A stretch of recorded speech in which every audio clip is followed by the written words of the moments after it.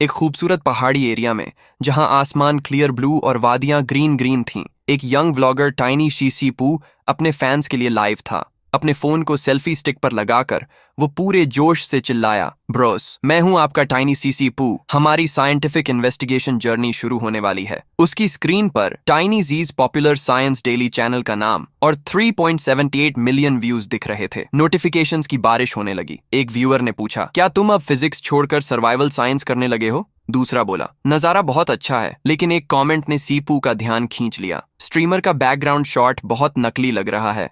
जीपू मुस्कुराया और बोला, ओ, कुछ ब्रोज नकली बैकग्राउंड पर सवाल उठा रहे हैं। आपके लिए कैमरा एडजस्ट करता हूं। उसने कैमरा घुमाकर टनल का रास्ता दिखाया, ये प्रूव करने के लिए कि सब कुछ असली है। मगर तभी टनल से एक जोर की आवाज आई। एक ट्रक का इंजन जोर से गूंजा। वो पलटा तो एक व्हाइट ट्रक तेजी से उसकी तरफ आ रहा था। गुड ग्रीफ, क्या लक है। बिल्कुल लाइव स्ट्रीम के टाइम एक व्यूअर चीख पड़ा, होली क्रैप। जीपू खौफ से फ्रीज हो गया। ट्रक बिल्कुल उसके सामने था। एक तेज ब्रेक की आवाज और फिर एक जोर का क्रैश। अगले ही पल स्क्रीन कांच की तरह टूट गई। जीपू एक ब्लू लाइट के वॉर्टेक्स में खिंच गया, जिसके चारों तरफ बाइनरी कोड्स घूम रहे थे और उसका बॉडी डेटा की तरह बिखर रहा था। जब उसकी आंख खुली, सब कुछ बदल चुका था। यह मैं कहाँ आ गया? उसने खुद से पूछा, क्या मैं अब भी चाइना में हूँ? कहीं ये हेल तो नहीं? उसे ट्रक का एक्सीडेंट याद आया और उसने सोचा, ये बहुत ही अनसाइंटिफिक है। वो अब एक वियर्ड ग्लोइंग मैजिक सर्कल पर बैठा था। हैरानी से उसने आसपास देखा। डार्क वॉल्स, स्पाइडर वेब्स और आयरन बार्स। ये एक ओल्ड टाइम जेल थी। बैकग्राउंड में प्रिजनर्स के स्केरी चिल्लाने की आवाजें आ रही थीं। शॉक में साइपू को रियलाइज हुआ, ये प्रिजन है। वो उठा और अपने सेल को ट्राई किया। वॉल्स पर मॉस लगा था और बार्स रस्टी थे। सब कुछ एक्सट्रीमली रियल लग रहा था। अपने साइंटिफिक ब्रेन से वो सिचुएशन को समझने की कोशिश करने लगा। क्या वर्म होल ने मुझे टाइम ट्रैवल करवा दिया, या क्वांटम एंटेंगलमेंट के कारण सुपर ल्यूमिनल ट्रांसमिशन हुई है? फ्रस्ट्रेट होकर उसने जोर से बार्स हिलाई। कोई नॉर्मल पर्सन है जो मुझे बताएगा कि हो क्या रहा है? उसने चीखा। तभी उसे अपने फोन की चिंता हुई। मेरा फोन कहाँ है? गिर गया क्या? मैं इतना मैसिव ट्रैफिक कैसे हैंडल करूंगा? तभी सेल के डार्कनेस से एक काल्म आवाज आई, तुम डरे नहीं? जीपू पलटा। अंधेरे से एक लड़की सामने आई। Long white hair, blue eyes, beautiful blue dress और हाथों में चेन्स। उसे देखकर जीपू के मन में आया, एक कॉस्प्लेयर, एक चूनीबियो गर्ल, कितनी क्यूट 3D पर्सन जैसी नहीं लग रही? लड़की ने फिर पूछा, तुम डरे नहीं मुझसे? जीपू होश में आया और उसकी चेन्स को देखते हुए सवाल किया, तुमने कौन सा हेनस क्राइम किया है? लड़की ने एक डीप मिस्टीरियस आवाज में कहा, कुछ सिंस बर्थ से ही प्री डिटर्मिन्ड होते हैं। जीपू उसकी बात सुनकर सीरियस हो गया और बोला, और डर तो तुम्हें लगना चाहिए। मैं अभी अभी एक लिविंग पर्सन तुम्हारे टेरिटरी में अपीयर हुआ हूं। लेकिन लड़की शांति से बोली, नहीं, यह प्लेस अजीरा रॉयल कैपिटल प्रिजन की डेथ रो है। शीपू को लगा कि वह कोई ड्रीम देख रहा है। लड़की ने आगे बताया कि वह एक डीमन को बुलाकर अपनी लास्ट विश बताना चाहती थी, लेकिन मिस्टेक से उसने जीपू को ही बुला लिया। अब आप सोचेंगे कि जीपू के दिमाग में क्या आया होगा। उसने मन ही मन सोचा कि ये लड़की जरूर किसी रोल प्ले गेम में ज्यादा ही घुस गई है। उसे लगा कि ये कोई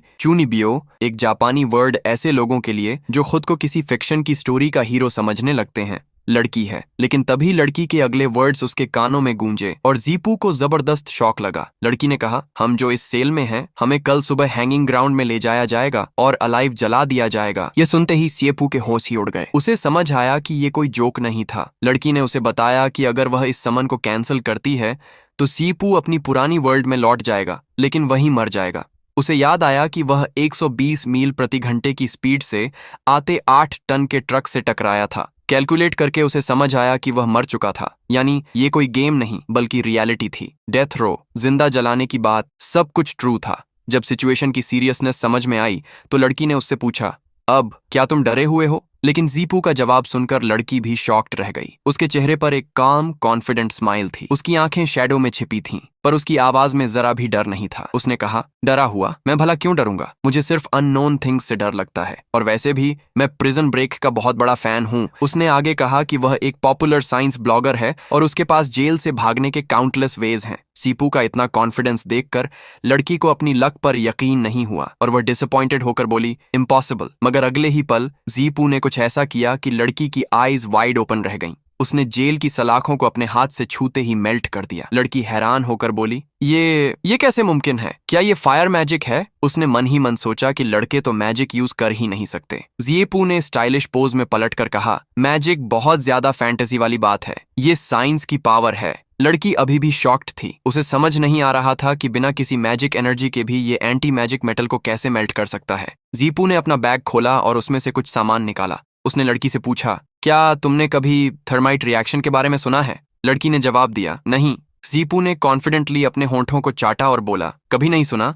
तो फिर आज तुम एक अमेजिंग थिंग देखने वाली हो। वह लड़की की चेन्स के पास बैठ गया और उसे समझाना शुरू किया। ये बहुत इजी है, बस एल्यूमिनियम पाउडर और आयरन आई ऑक्साइड पाउडर को एक अनुपात 2.95 के रेशियो में मिलाओ। उसने एक लाइटर निकाला और बोला, और फिर इसे जला दो। इससे 2500 डिग्री सेल्सियस तक की गर्मी पैदा होती है, और इतनी गर्मी स्टील को पिघलाने के लिए काफी थी। एक चमकदार स्पार्क उठी और उसने लड़की की एंटी मैजिक चेन्स को भी इजीली मेल्ट कर दिया, और लड़की बस हैरान होकर उसे देखती रह गई। और इस तरह जीपू ने अपनी साइंटिफिक इंटेलिजेंस से उस जेल की सलाखों को और लड़की की जंजीरों को पिघलाकर दिखाया कि साइंस किसी भी मैजिक से कम नहीं। वो लड़की, जिसकी आंखों में टोटल सरप्राइज था, धीरे से बोली, साइंस की पावर? किसी मैजिक की जरूरत नहीं। शायद उसकी वर्ल्ड में ऐसी चीजें मैजिक से ही होती थीं। जीपू ने उसकी तरफ अपना हैंड आगे किया और कहा, तुम किसका वेट कर रही हो? ये एस्केप करने का टाइम है, मिस प्रिजनर। लेकिन लड़की ने अपनी हैंडकफ वाली रिस्ट को देखा और वहीं रुक गई। जब जीपू ने उसका हाथ पकड़ा तो उसने सैड होकर कहा, बट मैं गिल्टी हूँ। जीपू उसे खींचकर जेल के बड़े से गेट की तरफ ले गया और बोला, मैं जहाँ से आता हूँ वहां बाय बर्थ गिल्टी होने जैसी कोई चीज नहीं होती। अनसाइंटिफिक बातें मत करो। लड़की ने उसे वार्न करने की ट्राई की, अगर तुम मुझे सेव करोगे तो तुम्हारा बैड लक होगा। इसके बाद उसने अपना नाम बताया, मैं रेना, और लड़के ने जवाब दिया, मेरा नाम सीपू। वो बस भागे ही थे कि कॉरिडोर की दूसरी साइड से एक आवाज आई, कोई भाग रहा है। गार्ड्स ने उन्हें देख लिया था। जीपू थोड़ा परेशान हो गया, क्या हम इतनी जल्दी डिस्कवर हो गए? एक गार्ड ने उन्हें रिकॉग्नाइज करके चिल्लाया, ये तो कैलेमिटी डीमन है। गार्ड्स को सामने देखकर जीपू ने रेना का हाथ और टाइट पकड़ लिया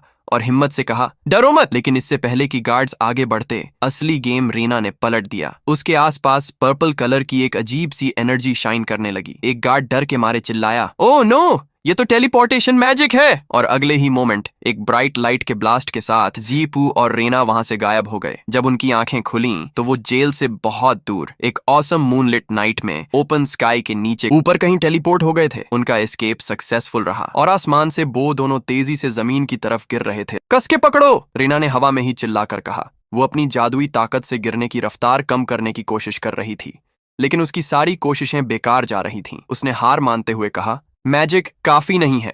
धड़ाम, दोनों पेड़ों की टहनियों को तोड़ते हुए नीचे आ गिरे। लेकिन आखिर में जीपू ने रेना को बचा लिया। सारा झटका खुद सहकर जमीन पर उसके लिए एक कुशन बन गया। जब उसने आंखें खोलीं तो रेना ठीक उसके ऊपर थी। इस नजदीकी से जीपू का चेहरा लाल हो गया। तुम्हें चोट नहीं लगी? तुम ठीक हो? रेना ने उसकी चिंता करते हुए कहा। जीपू ने जब कहा कि वो ठीक है तो रेना ने राहत की सांस ली और कहा, तो फिर ठीक है। जब उन्होंने अपने आसपास देखा तो वो एक कब्रिस्तान में थे जो एक पहाड़ी पर बसा था। जीपू ने सोचा, चलो जेल से तो निकल आए, अब आगे क्या करें? उसके दिमाग में आया, काश इस जबरदस्त एस्केप को लाइव स्ट्रीम कर पाता, जरूर वायरल हो जाता। शेफू, जो इस सबसे ऑब्वियसली कंफ्यूज है, आगे का प्लान पूछता है। उसका क्वेश्चन काफी प्रैक्टिकल है कि अब जब हम जेल से बाहर हैं, तुम्हारा आगे का क्या प्लान है? लेकिन रीना उसकी बात का कोई डायरेक्ट जवाब नहीं देती। आप देख सकते हैं कि वो एक कब्र को देख और बस इतना कहती है, मैं घर जाना चाहती हूँ। और उसके पास कोई सॉलिड प्लान नहीं है। और फिर वो सिचुएशन की सीरियसनेस बताती है। वो कहती है कि उसका मैजिक खत्म हो चुका है, वो जीपू को प्रोटेक्ट नहीं कर सकती और उनके दुश्मन उन्हें जल्द ही पकड़ लेंगे। यहाँ हमें पहली बार हिंट मिलता है कि इन दोनों की किस्मत एक दूसरे से जुड़ी हुई है। और फिर आता है जब जीपू कंफ्यूज होता है कि रीना उसकी प्रोटेक्शन की बात क्यों कर रही है, तो रीना साफ साफ बता देती है, मैंने तुम्हें समन किया है, अगर मैं मर गई तो तुम भी मर जाओगे। बेसिकली ये एक लाइफ लिंक कॉन्ट्रैक्ट है। रीना की लाइफ अब डायरेक्ट जीपू की लाइफ से जुड़ गई है। ये सुनकर बेचारे जीपू का रिएक्शन देखने वाला है। उसके लिए ये बिल्कुल अनबिलीवेबल है और वो पैनिक करने लगता है सोचकर कि तो इसका मतलब मैं अब हाफ डेड हूँ। ये एक नॉर्मल इंसान का एक सुपरनैचुरल सिचुएशन में परफेक्ट रिएक्शन है। और जैसे इतना काफी नहीं था, रीना सिचुएशन को और अजीब बना देती है। समन्ड बीस्ट्स को लीश पर रखना जरूरी है। अब आप जीपू के पॉइंट ऑफ व्यू से सोचिए, एक अनजान लड़की ने उसकी लाइफ को अपने साथ बांध लिया है और अब उसे एक पालतू जानवर बीस्ट बुला रही है। इसलिए वो सोचता है कि पुअर थिंग, ये लड़की दिखने में तो प्रिटी है, पर लगता है इसका हेड ठीक से काम नहीं कर रहा। अगले ही पल जीपू एकदम से रीना का हाथ पकड़ लेता है और फुल हक से बोलता है, तुम्हारा लाइफ अब मेरा है, मैं किसी को भी तुम्हें ले जाने नहीं दूंगा। जीपू उसको कहता है कि वो उसे घर भेज देगा, लेकिन सिटी में एंट्री एग्जिट सिर्फ मेन गेट से है और वहां पे भी फुल हेवी गार्डिंग है। जैसे ही वो सिटी के अंदर आते हैं, जीपू को सब कुछ बड़ा अजीब लगता है। वो देखता है कि सोचते हुए, अजीब है, यहाँ तो सारी सोल्जर्स औरतें हैं और मर्द लोग मैनुअल लेबर कर रहे हैं, ये कैसी दुनिया है। जीपू की बात सुनकर रीना उसको अजीब तरह से देखती है और कहती है, अजीब? इसमें अजीब क्या है? यहाँ सिर्फ औरतें ही मैजिक यूज कर सकती हैं, तो है मर्दों को औरतों की ही सुननी पड़ेगी। ये सुनकर अपना शेपू बेचारा रोने जैसा हो जाता है। जेपू दुखी होकर, एक तो मैं मरते मरते बचा और अब यहाँ आके पता चला कि मेरा स्टेटस लड़कियों से भी कम है। तभी उनकी नजर दो आदमियों पर पड़ती है जो एक बड़े से वुल्फ को उठाकर ले जा रहे होते हैं। एक आदमी दूसरे पर चिल्लाता है, हे, इतना केयरलेस कैसे हो सकता है? और उनसे वो वुल्फ गिर जाता है। वुल्फ के मुंह से निकला हुआ सलाइवा एक मेटल के बकेट पर गिरता है और वो मेटल गलने लगता है। ये देखकर वो लोग हैरान हो जाते हैं, पर अपना हीरो तो हीरो है, ये शैडो वुल्फ का सलाइवा है। सब कंफ्यूज हो जाते हैं। फिर जीपू अपना साइंस का ज्ञान देता है, अगर मैं गलत नहीं हूं तो इस सलाइवा का मेन कंपोनेंट एसिड है और ये मैग्नीशियम के साथ रिएक्ट करके सल्फ्यूरिक एसिड बना सकता है। ये सुनकर सबके होश उड़ जाते हैं और रीना बस इतना ही बोल पाती है, एस्ट्रिंजेंट एसिड। उनसे थोड़ी ही दूर दो आदमी खड़े थे जिनके लिए यह सब किसी अजीब तमाशे से कम नहीं था। एक ने अपने साथी से पूछा, यह बच्चा आखिर कर क्या रहा है? दूसरे ने भी बस कंधे उचकाते हुए कहा, पता नहीं, बस अजीब सा है। पहले आदमी ने फिर से उस लाल रंग की थैली को देखते हुए कहा, भला एक बेकार सी थैली से कोई ऐसे क्यों खेलेगा? आजकल के बच्चों के भी क्या अजीब शौकर हैं।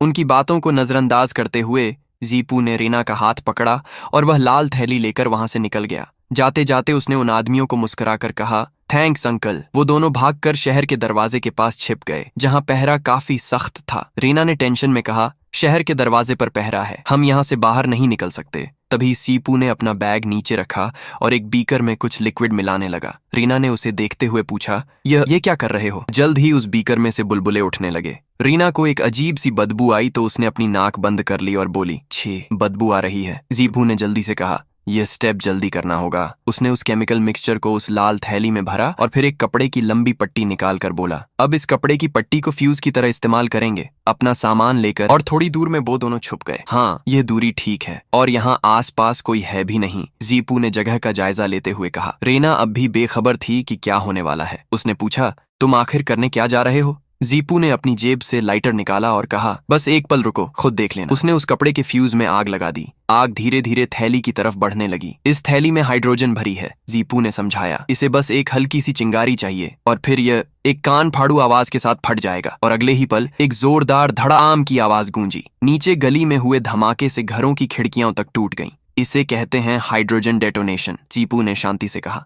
धमाके की आवाज सुनकर गली में एक औरत चिल्ला उठी, वाह, ये क्या हुआ? किले की दीवार पर खड़े एक गार्ड ने फौरन खतरे की घंटी बजाना शुरू कर दिया और चिल्लाया, ये कैलामिटी विच है, जरूर ये उसका कोई जादुई हमला है। उसकी आवाज सुनकर नाइट कैप्टन ने अपने सिपाहियों को हुक्म दिया, तुम सब जल्दी से उनकी मदद के लिए जाओ। इसी अफरा तफरी का फायदा उठाकर जेपू ने रीना को अपनी पीठ पर उठाया और वहां से गायब हो गया। थोड़ी दूर आकर जब सब शांत हुआ, जेपू ने मुस्कुराते हुए कहा, पॉप साइंस, काम हो गया। रीना ने दूर ले की तरफ देखा। उसकी आंखों में एक नई उम्मीद थी। उसने सोचा, मैं अब घर जा सकती हूँ। जेपू को देखा और मन ही मन बोली, मेरा बुलाया गया बीस्ट कितना अमेजिंग है। उधर धमाके वाली जगह पर जहां अब भी धुआं उठ रहा था, वहां पे एक लड़की आ जाती है और उस जगह को देखते हुए कहती है, अच्छा तो आवाज यहाँ से आ रही थी, लगता है रीना ने किसी बड्ढे कमाल के क्यूटी को बुलाया है। सच में मेरा मन कर रहा है कि इसे अपना बना लूं। और उसके पीछे उसके बीस्ट्स खड्डे होते हैं। आगे वो लोग रेना और शिएपू को ढूंढ रहे होते हैं और वो लोग किसी केव के बाहर आ जाते हैं और उसे बताया जाता है, master CIA demon hounds react कर रहे हैं, उनके ट्रैक्स यहाँ हैं, वे जरूर अंदर छुपे हैं। और सारे उसके बीस्ट्स को अंदर भेज देती है और साथ में और सोल्जर भी घुस जाते हैं और वो पीछे खड़ी मुस्कुरा रही थी। और तभी सीन शिफ्ट होता है। केव के अंदर उन सबको छींक आ रहा होता है। शायद उस पौधे के कारण वो लोग छींकते हुए कहते हैं, ये क्या स्मेल है, अचू। और तभी सीन शिफ्ट होता है और यहाँ हम देखते हैं रीना और सीपीयू को। फ्यू, हमें यहाँ सुरक्षित होना चाहिए। कुत्तों की नाक इंसानों से 10,000 गुना ज्यादा सेंसिटिव होती है। तेज स्मेल्स का इस्तेमाल करके उनके सूंघने की शक्ति में दखल देकर हम उन्हें हमें ट्रैक करने से रोक सकते हैं। तब रीना कहती है, अच्छी बात है कि तुमने सोचा कि डीमन हाउंड्स हमारा पीछा करेंगे। तो आगे से एक सीपीयू स्माइल करके कहता है, और तुम्हारा शुक्रिया मुझे कैनाइन डीमन बीस्ट्स के बारे में बताने के लिए। मैं उनके खिलाफ पेपर इस्तेमाल कर पाया। और तभी रीना जीपू को पकड़ती है और सूंघने लगती है और नाक बंद करके कहती है, बस इतना है कि सिर्फ डीमन हाउंड्स ही नहीं बल्कि हम भी। तो जीपीयू कहता है, काश नहाने के लिए पानी होता। तो ये बात सुनकर रीना जीपीयू का पैंट उतार देती है। तो जीपू उधर चिल्लाने लगता है और आगे से रीना जीपीयू को पानी से इज्जत बचा देती है। मैं तुम्हारी नहाने में मदद कर सकती हूँ। और उसके बाद पानी को और भी ज्यादा कर देती है और उसे नहलवाने लगती है। तो जीपीयू तो रो ही रहा होता है और थोड़ी देर के बाद वो दोनों कहीं जा रहे होते हैं, सुनसान सुखी सी इलाके से, और जीपीयू का चेहरा लटका हुआ होता है। तो पीछे से रीना कंफ्यूज थी कि क्या हुआ, क्या नहाना अनकंफर्टेबल था। तो आगे से जीपीयू कहता है, उसे दोबारा मेरे कपड़े उतारने के लिए मैजिक इस्तेमाल मत करना, और मुझे नहलाने के लिए मैजिक इस्तेमाल मत करना, और मुझे बाहर जंगल में मत नहलाओ। अगर ये पहले होता तो मेरा अकाउंट चला गया होता। वो तो कुछ समझ ही नहीं पा रही थी कि क्या बोल रहा है, क्योंकि वो भी तो एक बच्ची है। और वो मासूमियत से जीपीयू को कहती है, लेकिन क्या तुम नहाना नहीं चाहते थे? तो जीपीयू कहता है, जंगल में नहीं, बिना किसी मेंटल प्रिपरेशन के, बस मेरे कपड़े उतार देना और मुझे नहलाना। हम अभी उस स्टेज पर नहीं हैं। और वो अब तक सदमे में है। और तभी रीना आगे इशारा करती है कि वहां पे एक विलेज है। क्या ये ठीक है? वहां एक विलेज है, मुझे याद है, बहुत वेलकमिंग और बहुत लाइवली। और वो दोनों अंदर आते हैं तो सूखा सा विलेज था, पानी की कमी। और आगे देखते हुए जीपू कहता है, ये क्या यही तुम्हारा मतलब था? लाइवली से। और आगे दो विलेजर्स कुएं के सामने लड़ रहे थे पानी के लिए। तुम पहले से ही आधे कब्र में हो, तुम पानी क्यों पी रहे हो? तुम भी बूढ़े आदमी, अपना ही पेशाब पियो। और तभी जीपू रेना से पूछता है, क्या यही तुम्हारा मतलब था वेलकमिंग से? तो रेना को भी कुछ नहीं पता है क्यों ये ऐसा क्यों है। तो आगे से जीपू कहता है, तुमने मुझे पहले नहलाने के लिए मैजिक इस्तेमाल किया था, जिसका मतलब है तुम्हारा मैजिक पानी बना सकता है, ठीक? तो अब कुछ पानी बनाओ। तो रीना भी मान जाती है और मैजिक एक्टिव करती है और बहुत बड़ा पानी का गोला बनाती है और उस कुएं में डाल देती है। तो पानी देख के सारे विलेजर्स भी सरप्राइज थे और सारे विलेजर्स घुटनों पे आ जाते हैं और कहते हैं, लेडी विच, कृपया हमें बचाओ, हमें बचाओ। तब जीपू उस कुएं को देखते हुए कहता है, गांव के खेत सूख गए हैं और जमीन पर हर जगह सूखे कुएं हैं। कुएं के तल में सिर्फ कीचड़ वाले पानी की पतली परत है और गांव वाले थोड़े से पानी के लिए लड़ रहे हैं। यहाँ बहुत भयानक सूखा है। सीन शिफ्ट होता है यहाँ पे। सी कुछ तो बना रहा होता है और तभी हम देखते हैं एक बच्चे को जो रीना को देखकर कह रहा होता है, लेडी विच, क्या आप वही सेवियर हैं जिसे विलेज चीफ ने इन्वाइट किया था? सब कहते हैं कि विलेज चीफ ने हमें छोड़ दिया और भाग गई, बेकार आदमियों को मरने के लिए छोड़ गई। लेकिन विलेज चीफ ने हमेशा गांव की खेती और रिचुअल्स सुनिश्चित करने के लिए कड़ी मेहनत की है और बीमारियों का इलाज भी करती है। वो उस तरह की इंसान नहीं है। मैं भी बड़े भैया जैसा बनना चाहता हूँ। जब मैं बड़ा हो जाऊंगा मैं लेडी विच का सर्वेंट बनना चाहता हूँ। तो आगे से रीना बताती है, सर्वेंट नहीं बल्कि एक समन्ड बीस्ट। तो बच्चा कहता है, समन्ड बीस्ट? क्या वो एक सर्वेंट से भी ज्यादा अमेजिंग है? ये सुन के रीना आगे से यस कहती है और जीपू को पेट करते हुए कहती है, मेरा समन्ड बीस्ट बहुत अमेजिंग है। तो जीपू अपना काम रोकता है और कहता है, ये क्या तरीका है एक पपी को ट्रीट करने का? मैं एक प्रॉपर ह्यूमन बीइंग हूँ, phylum chordata, class mammalia, order primates, family hominidae, genus homo से। और उसके बाद और एक बच्चा भागते हुए आता है और पास आके कहता है, क्या आप हमारी फैमिली की भी मदद कर सकती हैं? तो रीना भी मान जाती है, लेकिन उसको भी चक्कर आने लगता है। ज्यादा मैजिक इस्तेमाल करने पर लेडी विच जरूर अपना मैजिक खर्च करके बहुत थक गई हैं। जीपू उसको पकड़ लेता है और जीपू रेना को रेस्ट करने को कहता है और उसे घर में लाता है और सुला देता है। तुम्हें इतनी मेहनत करने की जरूरत नहीं है, मेरे पास उनके लिए खुद पानी पाने का एक तरीका है। और वो चीज बना लेता है। ये रहा। ये तो कुछ जाली टाइप का है जो कुएं के ऊपर है। और उसके अगले ही दिन विलेजर्स इतना पानी देखकर शॉक थे। सच में पानी है, सिर्फ विचेस ही पानी बना सकती हैं। और जीपू से एक ओल्ड मैन कहता है, एक आदमी, ये कैसे संभव है?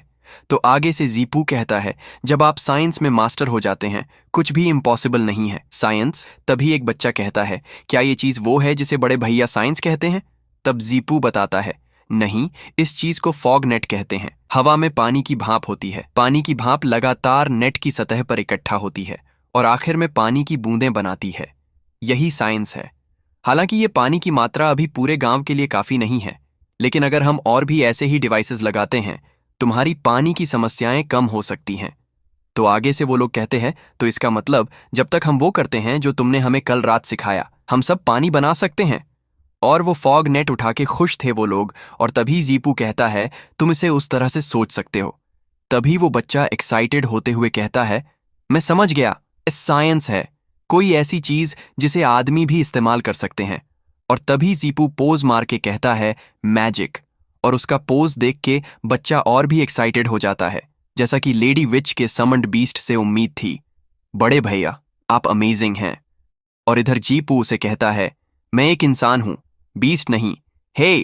और तभी सारे विलेजर्स एक साथ कहते हैं, लेडी विच जिंदाबाद, लॉर्ड समंड बीस्ट जिंदाबाद, साइंस जिंदाबाद। और ये देखकर रीना खुश हो जाती है और जीपू को पेट करती है, तो आगे से जीपू चिढ़ जाता है और कहता है, मैंने तुमसे कहा था कि मुझे एक छोटे जानवर की तरह ट्रीट मत करो। और फिर रीना उसे छूते हुए कहती है, मास्टर और समंड बीस्ट का एक कॉन्ट्रैक्चुअल रिलेशनशिप होता है। जब समंड बीस्ट कोई टास्क पूरा करता है तो मास्टर को एक रिवॉर्ड देना चाहिए। गांव वालों को पानी देने के लिए शुक्रिया, तुमने बहुत अच्छा किया। और इधर जीपू का मूड डाउन था। सच कहूं तो मुझे समझ नहीं आता कि ये लड़की क्या सोच रही है, लेकिन वो बच्चा तो भाई, उसका एक्साइटेड मोड खत्म हो नहीं रहा। मैं भी चाहता हूं कि लेडी रीना मेरा सिर पैट करें। और थोड़ी देर के बाद वो सोल्जर्स रीना को ढूंढने आए थे, तो इस जगह पे तो वो बच्चा सोल्जर्स को देखते हुए बोल रहा होता है, आपदा विच। क्या वे लेडी रीना को ढूंढ रहे हैं? और वो लोग कह रहे होते हैं, विलेजर्स को हमें ये मत बताना कि हमारा सूखा भी इस वजह से था। कोई चीज जो बिना किसी विच पर निर्भर हुए पानी बना सकती है। और इधर वो लड़की भी आ गई थी, शायद उसका नाम था CIA। और वो तो जीपू को लेना चाहती है। ये समंड बीस्ट और भी ज्यादा इंटरेस्टिंग होता जा रहा है, मुझे ये वाकई में चाहिए। और कहती है, पानी भर लो, अपनी छोटी क्यूटी का पीछा जारी रखने का समय हो गया है। तो सोल्जर कहती, यस लेडी CIA। और सीन शिफ्ट होता है कैरोलाइन सिटी आउटस्कर्ट्स में, और इधर पानी बेचा जा रहा होता है। तो उन्हें देखकर रीना बोलती है, जैसा सोचा था, कैरोलाइन भी। और उधर से चिल्ला चिल्ला के पानी बेचा जा रहा होता है। पानी बिकाऊ है, मैजिक वाटर, एक SIP 5 के बराबर है। एक SIP पियो और 3 दिन तक हाइड्रेटेड रहो। 3 सिल्वर कॉइन्स, एक बोल, क्या बार्गेन है। तभी एक ओल्ड मैन वहां पे जाता है और कहता है, कृपया एक SIP पानी। 3 सिल्वर कॉइन्स पहले से ही हमारी महीने की आय है, हम इसे वाकई नहीं खरीद सकते। तो आगे से वो पानी बेचने वाला कहता है, अगर तुम नहीं खरीद सकते तो दफा हो जाओ। और उन्हें देखकर जीपू कहता है, नेशनल डिजास्टर्स से फायदा उठाने वालों की कमी नहीं है। तुमने कहा था तुम्हारा घर कैरोलाइन में है, क्या यहाँ कोई चीजों को मैनेज नहीं कर रहा है? और तभी रीना अपना मैजिक एक्टिव करती है और पानी बनाने लगती है और एक बकेट में डाल के उस ओल्ड मैन को दे रही थी। ये रहा पानी। और वो पूछता है, क्या ये फ्री है? और फ्री पानी का नाम सुन के तो सारे इधर देखने लगते हैं। और दूर से वो मोटा भी देखता है और तभी पास में जाता है और पानी को फेंक देता है और कहता है, मुझे परवाह नहीं कि तुम कहां से आई हो, तुम बदतमीज विच। और लाइसेंस दिखाते हुए कहता है, ध्यान से देखो, सिर्फ हम ही यहाँ पानी बेच सकते हैं। तो आगे से रीना कहती है, हम पानी बेच नहीं रहे हैं, हम इसे दे रहे हैं। और तभी वो मोटा लाइसेंस रख लेता है और कहता है, क्या तुम नहीं जानती, खास तौर पर क्योंकि ये फ्री है, ये और भी कम अनुमत है, क्या तुम नहीं जानती कि किसी की रोजी रोटी काटना उनके माँ बाप को मारने जैसा है? और रीना चुपचाप सुनने के बाद कहती है, लॉर्ड की हवेली कभी भी तुम्हारे की को मंजूरी नहीं देगी। तो वो मोटा हंसने लगता है और कहता है, मुझे तुम्हें दयापूर्वक याद दिलाने दो, अगर मैं तुम्हें मार भी दूं तो लॉर्ड की हवेली मुझ पर दोष नहीं लगाएगी। अगर तुम्हें मुझ पर यकीन नहीं है तो ट्राई करो। और तभी वहां पे कोई लड़की आ जाती है, तो सोल्जर्स कहते हैं, सब लोग हट जाओ। और इस लड़की का नाम था रूबी। यहाँ पे क्या चल रहा है? तब मोटा इशारा करके कहता है, कोई मलिशियस कंपटीशन में लगा हुआ है, मार्केट को डिसरप्ट कर रहा है और हमारे गिल्ड के लिए पानी बनाने वाली विच को नुकसान पहुंचाने की कोशिश भी कर रहा है। और लेडी रूबी आगे देखती है, मोटे को एक जोर का थप्पड़ लगा देती है। और तभी लेडी रूबी रीना के सामने घुटनों टेक देती है और कहती है, प्रणाम लॉर्ड। और रीना भी बिना रिएक्शन के खड़ी है। और इधर सबसे ज्यादा जीपू कंफ्यूज है। इसका मतलब सीन एक बड़े से महल में शिफ्ट होता है। इधर शीपू नहा रहा होता है कि तभी एक मेड अंदर आ जाती है। उसे देखकर शीपू एकदम से शर्मा जाता है और चिल्लाकर कहता है, ये तो मर्दों का बाथरूम है ना। लेकिन वो मेड तो सीधा जीपू के पास चली आती है और कहती है, तुम शीपू हो है ना, मैं तुम्हारा नाप लेने आई हूँ। जीपू बेचारा कंफ्यूज हो जाता है और पूछता है, नाप? किस चीज का नाप? तभी मेड एक मेजरमेंट टेप निकालती है और कहती है, लंबाई का। और किसका? इधर जीपू अपनी इज्जत बचाने की कोशिश में लगा होता है। मेड आगे कहती है, तुम एक मर्द हो जिसे हमारी लॉर्ड लाई हैं, हो सकता है फ्यूचर में तुम उनके हरेम का हिस्सा बन जाओ, फ्यूचर में अच्छे किस्म के वारिस पैदा हों, इसके लिए ये नाप लेना जरूरी है। लेकिन जीपू उसे रुकने को कहता है और बाथटब में और घुसने लगता है। बस वहीं खड़ी रहो और पास मत आना, वो इशारा करके कहता है, उसको वहां रख दो, मैं खुद कर लूंगा। तो मेड कहती है, फॉर्म में लिखी हर चीज को भरना जरूरी है, जब तुम इसे भरकर मुझे दे दोगे उसके बाद काउंसिल हॉल में जाकर लॉर्ड से मिल लेना। वो टेप वहां रखकर जाने लगती है और जाते जाते कहती है, याद रखना डेटा में कोई गड़बड़ी मत करना। मेड के जाने के बाद जीपू राहत की सांस लेता है और बड़बड़ाता है, मैंने तो सोचा था कि मैं सिर्फ एक विच के साथ रहकर मजे कर रहा हूँ, ये नहीं सोचा था कि वो इतनी बड़ी चीज निकलेगी। लॉर्ड उनका तो हरेम भी हो सकता है। पानी को देखते हुए वो सोचता है, बाहर लोग पानी के लिए तरस रहे हैं और यहाँ वाह वाकई चाहे कहीं भी हो, अमीरों को गरीबों के दुख की कोई परवाह नहीं होती। फिर वो तैयार हो जाता है, नए कपड़े पहन लेता है और काउंसिल हॉल की तरफ चल पड़ता है। रास्ते में वो सोच रहा होता है, नहीं शायद वो अलग है। काउंसिल हॉल के अंदर से आवाज आती है, उससे पहले जरा ये समझाओ। ये रूबी थी जो रीना से बात कर रही थी। तुम जिसे अजीरा रॉयल कैपिटल में होना चाहिए था,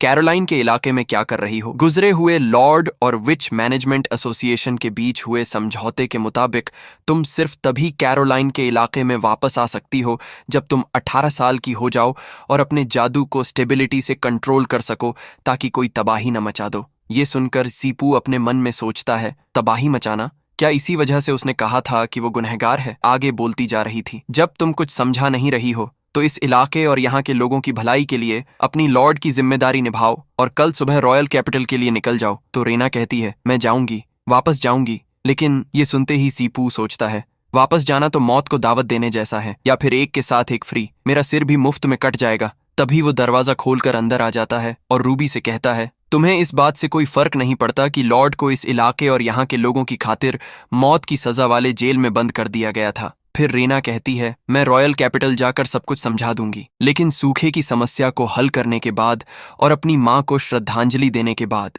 इस पर रूबी कहती है, मैंने अभी कहा ना, इस इलाके के शासन को बनाए रखना वो मिशन है जो तुम्हारी माँ ने मुझे सौंपा था। पानी बनाने के लिए बहुत ज्यादा जादू इस्तेमाल करने से विचेस की जादुई शक्ति कुछ समय के लिए कम हो जाएगी, जिससे हमारी लड़ने की ताकत में कमी आ जाएगी। मैं लोगों को बचाने की खातिर वाटर विचेस, पानी की जादूगरनियों का जादू खत्म नहीं कर सकती। फिर रीना कहती है, माँ अगर माँ होती तो वो भी वाटर विचेस को इस मुसीबत में मदद करने देती। आखिरकार वो कभी भी अपने लोगों को नहीं छोड़ती। तभी रूबी टोकते हुए कहती है, महल के खर्चे संभालना पहले से ही मुश्किल है, मुसीबत में मदद के लिए एक्स्ट्रा वाटर विचेस नहीं है। अलग अलग रीजन की विचेस की अपनी अपनी ड्यूटीज होती हैं, उन्हें बेवजह बुलाने से और बड़ी आफत आएगी। तभी हम देखते हैं कि चिएपू भी एक कुर्सी खींचकर बैठ जाता है और कहता है, हे क्या मजेदार बात है, नहाने के लिए बाथ हाउस में इतना सारा पानी है, लेकिन उस पानी को लोगों को बचाने के लिए इस्तेमाल नहीं किया जा सकता। ये सुनकर रूबी चुप हो जाती है। थोड़ी देर बाद वो कहती है, उनका अपना नसीब है। इधर रीना कंफ्यूज होकर कहती है, नसीब बस इतना ही? वो सब लोगों को देखती है और कहती है, भले ही मेरा सारा जादू खत्म हो जाए,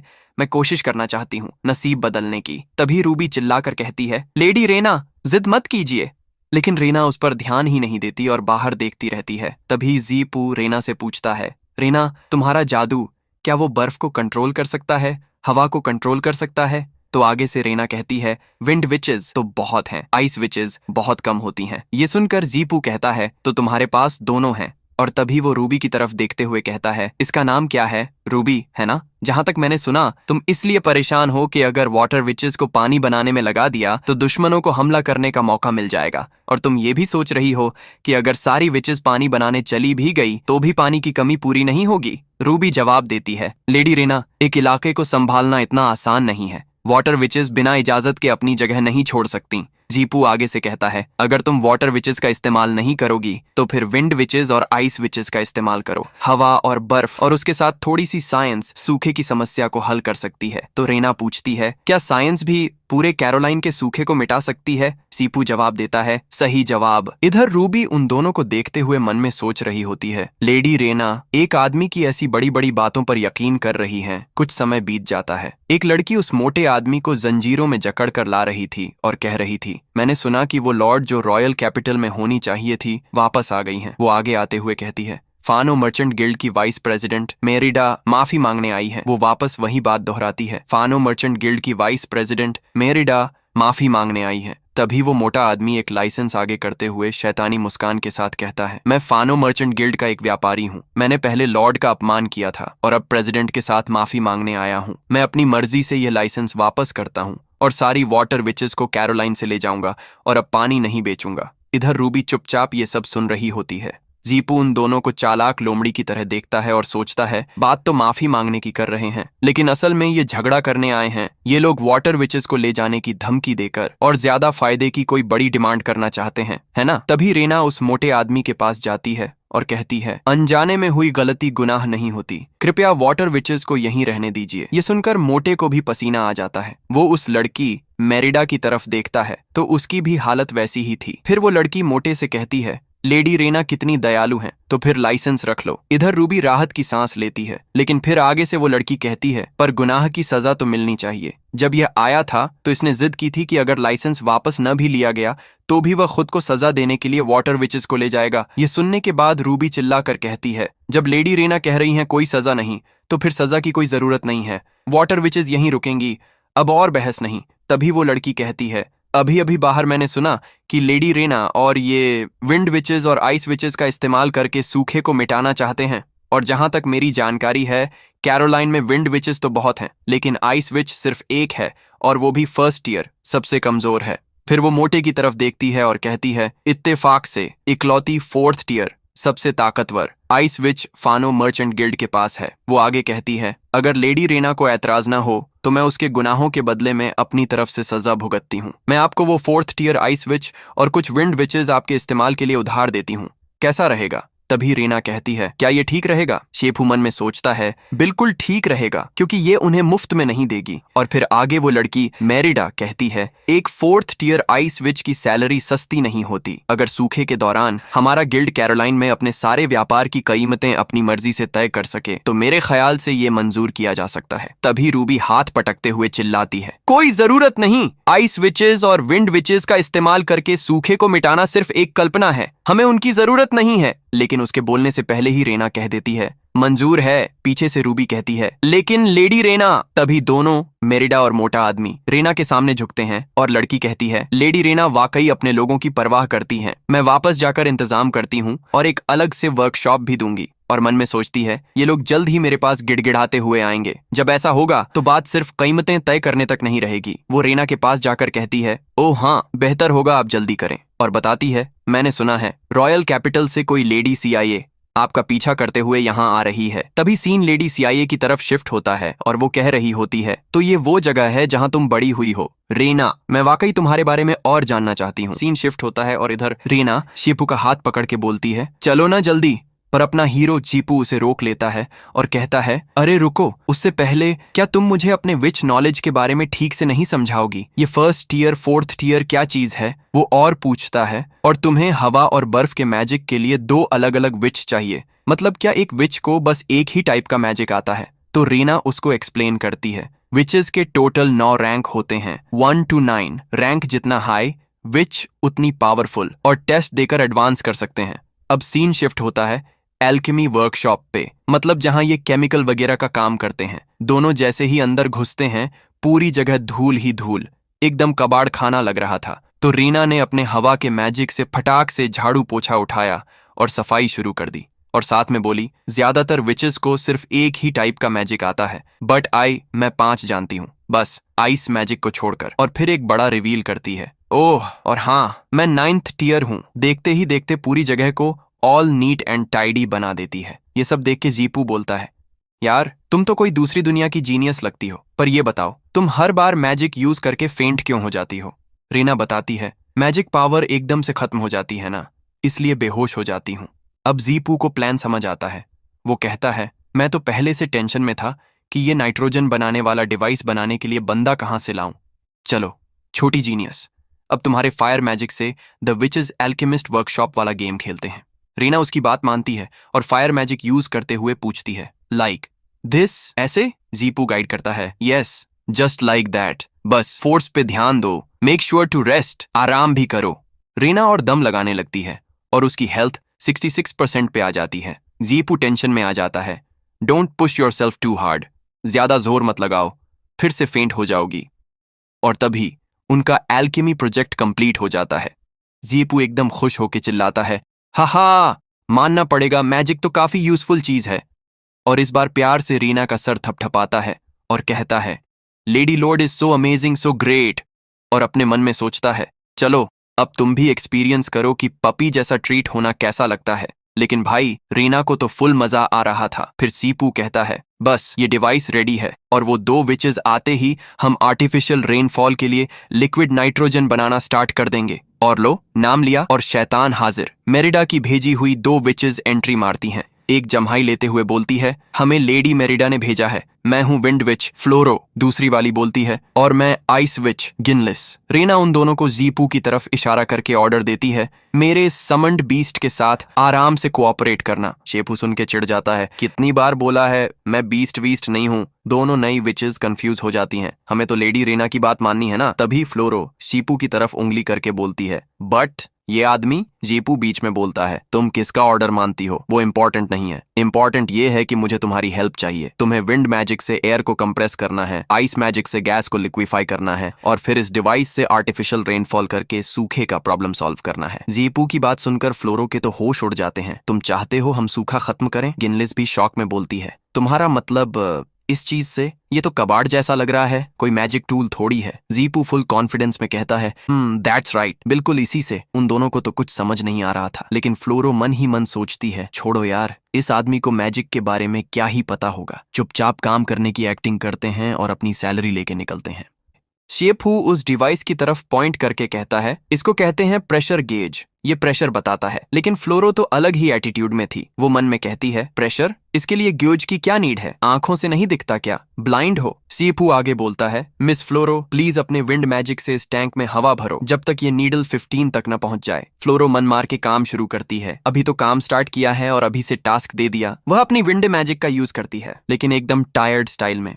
शेपू उसे चीयर करने की ट्राई करता है मिस फ्लोरो जब नीडल 15 पे आ जाएगा तो तुम रेस्ट कर सकती हो, थोड़ी और पावर लगाओ। वह पावर तो लगाती है, लेकिन प्रेशर गेज की नीडल 4 से आगे बढ़ने का नाम ही नहीं ले रही थी। 15 पे पहुंचते ही तुम्हारा काम फिनिश। लेकिन फ्लोरो थक कर हाँफने लगती है। 5 पस्काल भी नहीं हुआ, क्या यही एक 4th टियर विच की स्ट्रेंथ है? तुम तो एयर को कंप्रेस भी नहीं कर पा रही हो। ये सुनकर फ्लोरो का टेम्पर हाई हो जाता है। वो चिल्लाती है किसको लुक डाउन कर रहे हो? 4th टियर विंड विचेस में मैं एक बिग नेम हूँ। अकेली मैं हूँ जिसने एडवांसमेंट एग्जाम दिया है। तुम्हारे जैसा आदमी क्या जाने, बस हवा पंप करने से ये 15 तक पहुंच जाएगा। मुझे लगता है तुम अपनी बड़ी बड़ी बातों से बैक आउट कर रहे हो और इंटेंशनली ये ब्रोकन डिवाइस बनाया है ताकि ब्लेम मुझ पर डाल सको। तभी अचानक हम देखते हैं पॉइंटर 0 से फुल हो जाता है। रीना आगे आती है और बोलती है ऐसे इज दिस ओके? और पलक झपकते ही अपने विंड मैजिक से उस गेज की नीडल को सीधा ऊपर पहुंचा देती है। जीपू खुश होकर थम्स अप दिखाता है lady Rena you're amazing, incredible.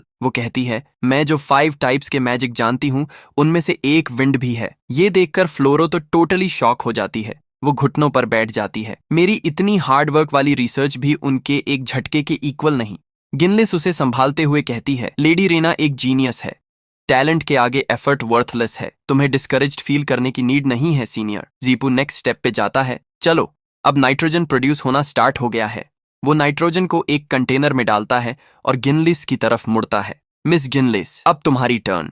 अपने आइस मैजिक से इसके अंदर की चीज को लिक्विड फॉर्म में चेंज कर दो, मतलब वाटर लाइक बना दो। गिनलिस हैरानी से पूछती है इसके अंदर कुछ है? जीपू एक्सप्लेन करता है इसमें एक इनविजिबल इंटेंजिबल ओडरलेस गैस है जिसे नाइट्रोजन कहते हैं। ये 395 डिग्री सी पर लिक्विफाई हो जाती है। सिंपल वर्ड्स में मुझे बस तुम्हारे आइस मैजिक से इसके अंदर के नाइट्रोजन को फ्रीज करना है। गिनलिस अभी भी सोच में थी। जमीन पर बैठी फ्लोरो उसे वार्न करती है सिली मत बनना, मेरी तरह अपनी सारी मैजिक पावर एग्जॉस्ट मत कर देना। ये आदमी इंटेंशनली हमारे लिए चीजें डिफिकल्ट बना रहा है। तब गिनलिस कहती है पर इसने कहा था कि ये ड्राउट सॉल्व करना चाहता है और ये मेरा फर्स्ट जॉब है। गिनलिस खुद को हिम्मत देती है मैं कोशिश करना चाहती हूँ अपनी पूरी ताकत से।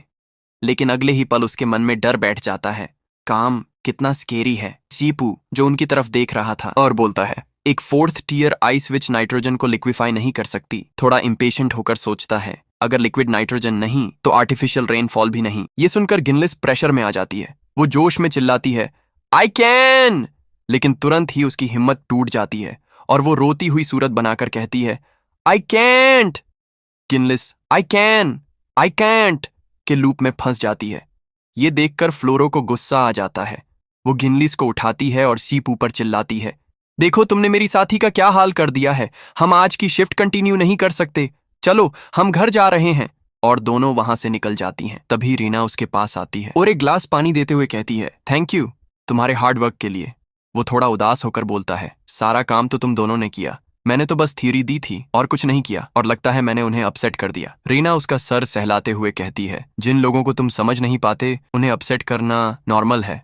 जीपू मन में सोचता है, फिर से मुझे पपी जैसा ट्रीट कर रही है। अचानक जीपू की नजर एक किताब पर पड़ती है। चश्मिश मतलब गिनलिस की बुक यहीं रह गई। वो बुक खोलता है और उसके अंदर कॉम्प्लेक्स साइंटिफिक और मैथ्स के फॉर्मूला देखकर शॉक हो जाता है। उसे समझ आता है, तो तुम्हारे जादू का असली मतलब है मैटर को डीकंस्ट्रक्ट और रिकंस्ट्रक्ट करना। ये रियलाइजेशन आते ही वो जोश में पानी का पूरा ग्लास गटक जाता है। वो रीना की तरफ मुड़कर बोलता है, Reena I have a plan. Reena ये देखकर ब्लश करने लगती है और सोचती है, ये तो मेरा यूज किया हुआ कप था। अगले दिन सीन बदलता है। रीना की मदद से अब वर्कशॉप में वैसी 4 मशीनें खड़ी थीं। रीना जीपू का पसीना पोंछते हुए कहती है, तुमने बहुत मेहनत की। जीपू जवाब देता है, तुमने मैजिक से ये 4 मशीनें बनाई, हार्ड वर्क तो तुमने किया है। तभी फ्लोरो और गिनलिस वापस आती हैं। उन्हें देखते ही जीपू फुल कॉन्फिडेंस से गिनलिस को कहता है, मिस गिनलिस, मुझे पता है कि तुमसे नाइट्रोजन को लिक्विड में कैसे फ्रीज करवाना है। हाँ, फ्लोरो ताना मारती है, एक आदमी जिसे मैजिक यूज करना नहीं आता वो एक विच को सिखाएगा कि मैजिक कैसे यूज करें, और वो भी आइस मैजिक जो लेडी रीना ने भी मास्टर नहीं किया। तुम्हें डर नहीं लगता कि लोग तुम पर हंसेंगे? जीपू शांति से जवाब देता है, शायद तुम्हें बिलीव ना हो बट एक्चुअली मैं भी थोड़ा आइस मैजिक यूज कर सकता हूँ। गिनलिस उसकी तरफ देखती है और मुझे तो कोई आइस मैजिक पावर डिटेक्ट नहीं हो रही। जीपू टेबल पर 2 बर्तन रखता है और कहता है, अब ध्यान से देखो, अब एक मिरेकल देखने का टाइम है। Salt Peter ice making. शेपू एक बड़े बर्तन में पानी लेता है और उसके अंदर एक छोटा कंटेनर रख देता है। फिर वो उसमें सॉल्ट पीटर मिलाता है और बर्तन को ढक देता है। वो एक्सप्लेन करता है, लकीली सॉल्ट पीटर पुराने घरों की दीवारों के कोनों से मिल जाता है और थोड़ी सफाई के बाद उसे यूज कर सकते हैं। गिनलिस को अचानक ठंड लगने लगती है। अजीब है, ठंडा लग रहा है? सीपू मुस्कुराते हुए कहता है, सॉल्ट पीटर पानी के कांटेक्ट में आते ही ठंडा हो जाता है और हीट अब्सॉर्ब करता है। इससे बस छोटे can say continuously heat absorb करनी है और पानी बर्फ बन जाएगा। वो ढक्कन हटाता है और अंदर एक सॉलिड आइस क्यूब तैयार मिलता है। दोनों विचेस की आंखें फटी की फटी रह जाती हैं। सीपू आइस क्यूब उठाकर कहता है, तो जिसे तुम लोग आइस मैजिक कहते हो उसका असली मतलब है हीट अब्सॉर्प्शन एंड रिलीज। वो आइस क्यूब गिनलिस को देकर कहता है, ये लो, थोड़ा कूल डाउन करो। गिनलिस हैरानी से बड़बड़ाती है, हीट अब्सॉर्प्शन एंड रिलीज।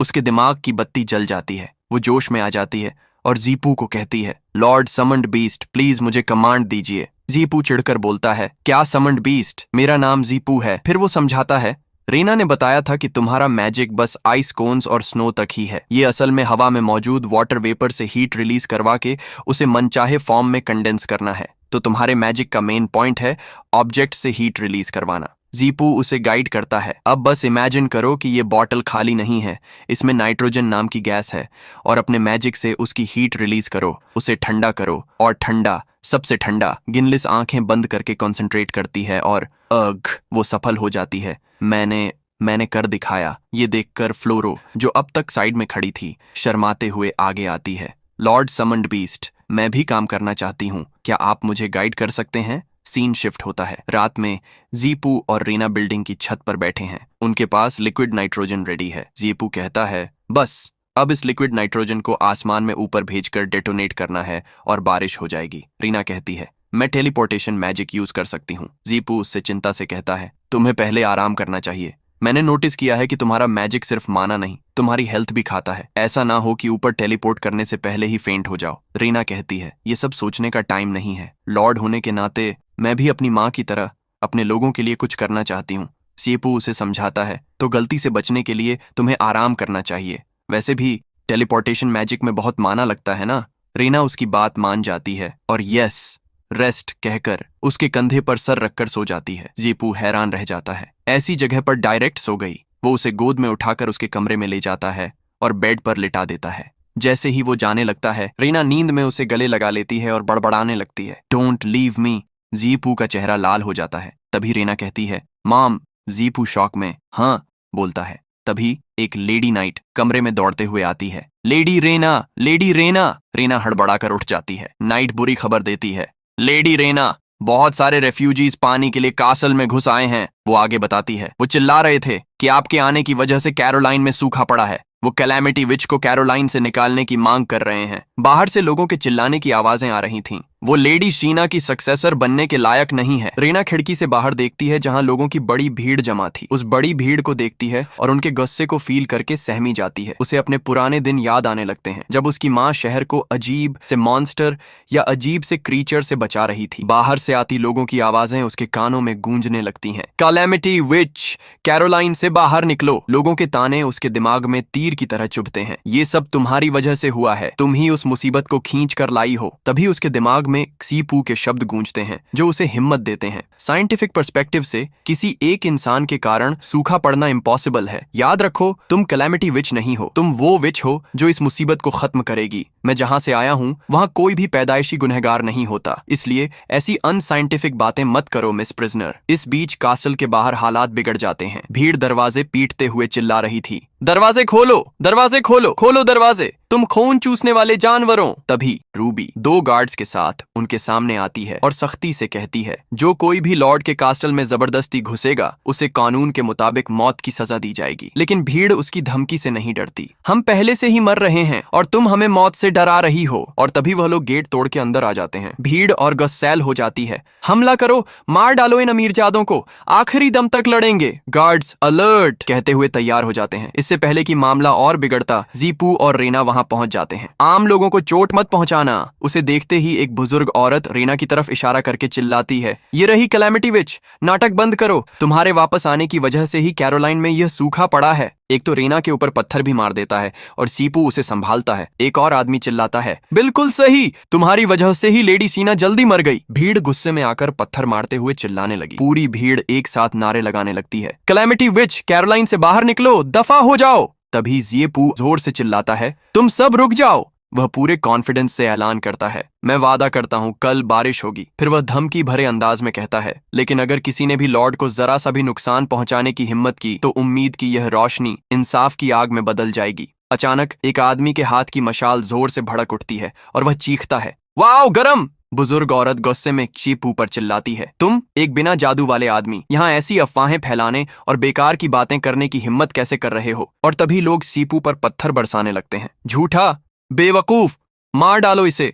इससे पहले कि भीड़ जीपू पर हमला करती, रीना हवा में ऊपर उठ जाती है। उसके चारों तरफ जादुई रोशनी चमकने लगती है। तभी रीना नीचे आती है और कहती है, अगर कल बारिश नहीं हुई तो यह और मैं, हम दोनों साथ में सूली पर चढ़ जाएंगे। ये सुनकर सीपू मन में सोचता है, खुद तो मरने जा रही हो, मुझे क्यों साथ में घसीट रही हो। नेक्स्ट सीन में एक प्लेस का सीन दिखाया जाता है जहां पर नाइट्रोजन गैस की बॉटल्स रखी होती हैं। तभी फ्लोरो कहती है, 5 बोतल लिक्विड नाइट्रोजन को आसमान में इतनी ऊंचाई तक भेजना, चाहे टेलीपोर्टेशन मैजिक सर्कल ही क्यों ना यूज किया हो, फिर भी बहुत ज्यादा मैजिक पावर खर्च होती है। और गिनलिस कहती है, सिर्फ लेडी रीना जैसे जीनियस ही इतनी हैवी मैजिक कंजम्पशन हैंडल कर सकते हैं। तभी वहां पर कोई उधर आती है और रीना का नाम लेती है। तभी पता चलता है कि ये तो शिया है। रीना शिया को देखकर कहती है, तुम मुझे गिरफ्तार करने ही तो आई हो, है ना? सही पकड़ी। उसके बाद रीना पीछे देखती है और कहती है, लेकिन मैं कैलेमिटी विच नहीं हूं, मैंने कुछ गलत नहीं किया है, मैं तुम्हारे साथ नहीं जा सकती। शिया गुस्से में बोलती है, मुझे पता था तुम उस अपने प्यारे पालतू की वजह से बिगड़ जाओगी,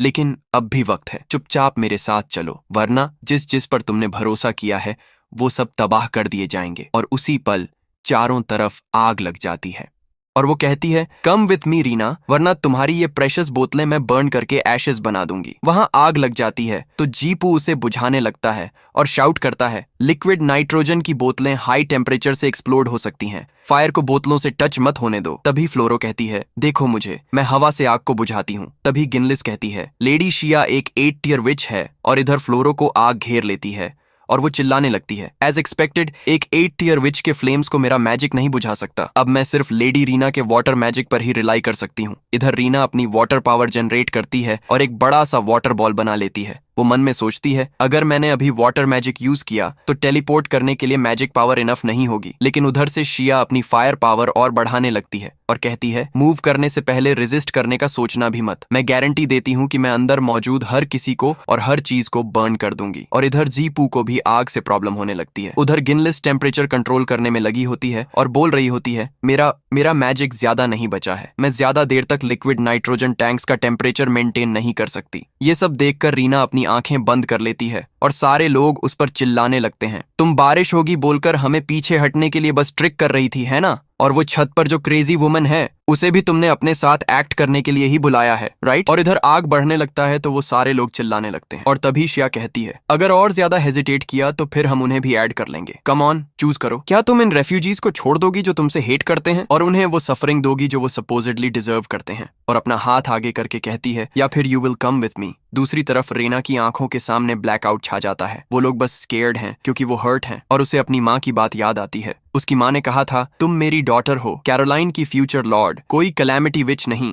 कैरोलाइन के पीपल, मैं उन्हें तुम्हारे हवाले करती हूँ। और तभी रीना डिसाइड करती है और आगे कहती है, I will go with you. और रूबी की बात भी याद करती है, उसने कहा था कॉमन पीपल की अपनी फेट होती है। और फिर रेना अपना हाथ शिया की तरफ बढ़ाती है और कहती है, उनकी फेट, आई विल री राइट इट, और उसके साथ हाथ मिला लेती है। ये देख के नीचे से सीपू चिल्लाता है, अगर तुम अभी चली गई तो उनकी फेट जरा भी चेंज नहीं होगी, उन्हें ट्रूथ नहीं पता और वो हमेशा इग्नोरेंस वाली फेट में ट्रैप्ड रहेंगे। ये बस एक मामूली सा फ्लेम है, देख मैं इसे कैसे एक्सटिंग्विश करता हूँ। तभी शिया सीपू को ऐसे करते देखकर उसे कहती है, ठीक है तो कोशिश कर लो। और मन में कहती है, कोशिश करके देख लो कि तुम बदल सकते हो या नहीं, उसकी किस्मत। और रेना भी चुपचाप देख रही होती है।